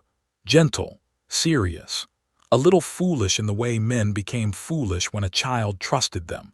Eliza dried her hands slowly. Nathaniel's Bible rested in the drawer. Mary's ribbon lay on the shelf beside the red leaves, now dry and curled but still kept. The cradle stood in the main room with Annie's blanket folded over the rail. Love was not a room with only one chair. Eliza understood that now. She stepped onto the porch. Daniel turned. Annie reached for her at once, then changed her mind halfway and patted Daniel's cheek instead. "Faithless child," Eliza said softly. Daniel looked at Annie. "She is diplomatic. She is greedy. She wants everyone." Eliza's heart trembled at that. "Yes," she said, "maybe she does." Daniel heard the change in her voice. His eyes lifted to hers. The evening lay still around them. The sky had turned rose over the hills. The first star showed above the barn roof, small and steady like the carved one on the cradle. Eliza took Annie from Daniel and settled her against her shoulder. Then she looked toward the road. "I used to think every road meant leaving," she said. Daniel stood beside her. "And now? Now I think some roads bring a person where she was meant to stop." He did not speak. Eliza turned to him fully. "I am not staying because I owe you." Daniel's breath changed. "I know. I am not staying because I am afraid of Reuben. I know.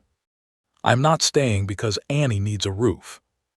He swallowed. "Eliza, I am staying because this house has become dear to me, because my daughter sleeps safely here, because I can still love Nathaniel and choose tomorrow.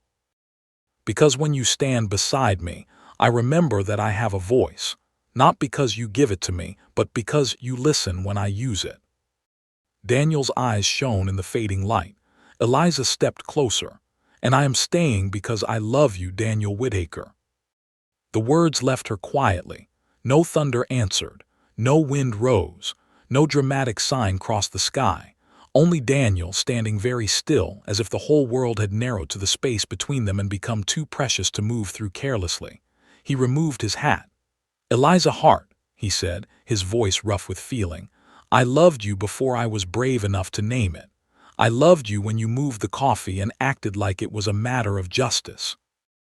I loved you when you stood in Amos Vale's office with your daughter in your arms and made truth sound stronger than fear.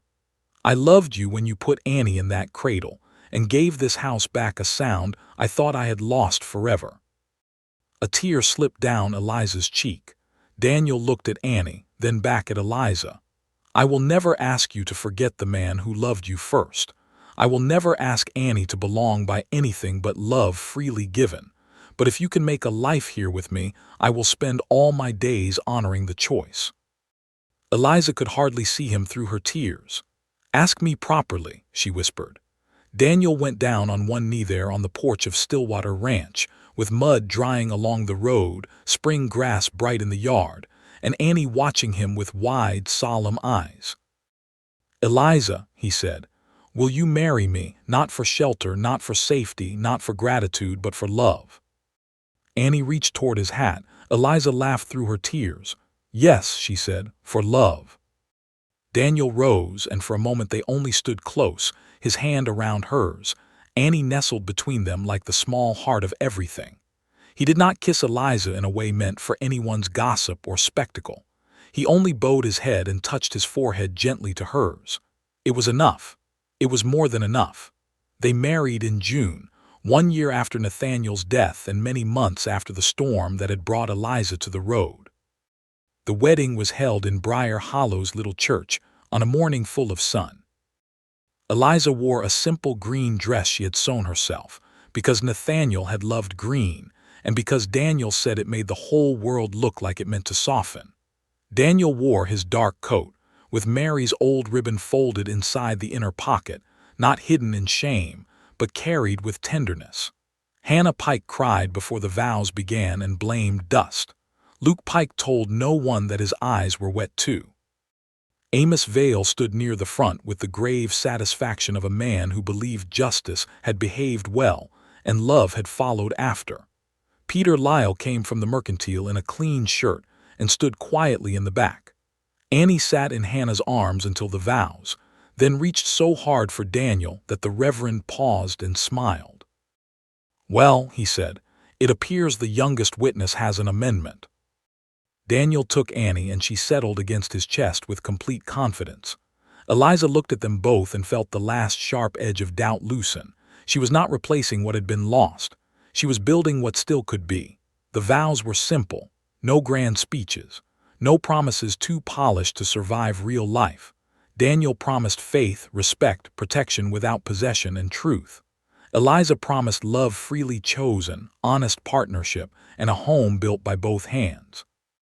When Daniel said Annie's name as part of his promise, his voice broke. No one laughed, not even Hannah. That evening, after the church supper and all the congratulations, they returned to Stillwater Ranch as a family. The house waited in the gold light. The porch swing moved gently in the breeze. The herb box under the window had grown thick and green. Smoke rose from the chimney because Luke had ridden ahead to lay a fire, and Hannah had left a covered dish on the kitchen table with a note telling them not to ruin the wedding day by cooking. Eliza stepped inside first with Annie. Daniel followed, then stopped in the doorway. The house had once been quiet enough to hear grief breathe. Now there were flowers on the table, 2 coffee cups beside the stove, Annie's wooden spoon on the floor, Eliza's sewing near the fire, Daniel's account book corrected and closed, and the cradle standing beneath the shelf where Mary's ribbon and the red leaves rested together. Eliza carried Annie to the cradle. The baby was sleepy from the long day, her cap crooked, her cheeks pink from being admired. Eliza laid her down beneath the blue-stitched blanket and Daniel stood beside her, one hand resting on the carved rail. Annie looked up at them both. Then she reached out. One small hand found Eliza's finger, the other found Daniel's. For a moment the three of them stayed that way, joined by nothing the law could write better than love had already written. Daniel bowed his head. Eliza leaned against his shoulder. The cradle that had once meant loss now held life. The house that had once been maintained but not inhabited now breathed with warmth. The road that had once carried fear to the door now led home. If this story reminded you that family is not always born by blood, but sometimes chosen through mercy, courage, and love, then keep that feeling close. Like this story, leave a kind word for Eliza, Daniel, and little Annie, and subscribe for more romantic Wild West tales where lonely hearts find their way home. Years later, people in Briar Hollow still told the story of the storm. They told how Daniel Whitaker nearly drove past a woman in the rain, how she asked only for a barn, how he offered a house, how a child with serious eyes inspected every soul she met and somehow approved the ones who needed approving, how a widow stood before law and fear and spoke for herself, how a widower learned that grief could keep memory without closing the door on joy. But Eliza liked the quieter version best. A man stopped, a woman stayed, a baby slept in a waiting cradle, and Stillwater Ranch became what it had always meant to be, not land, not walls, not shelter from weather alone. Home.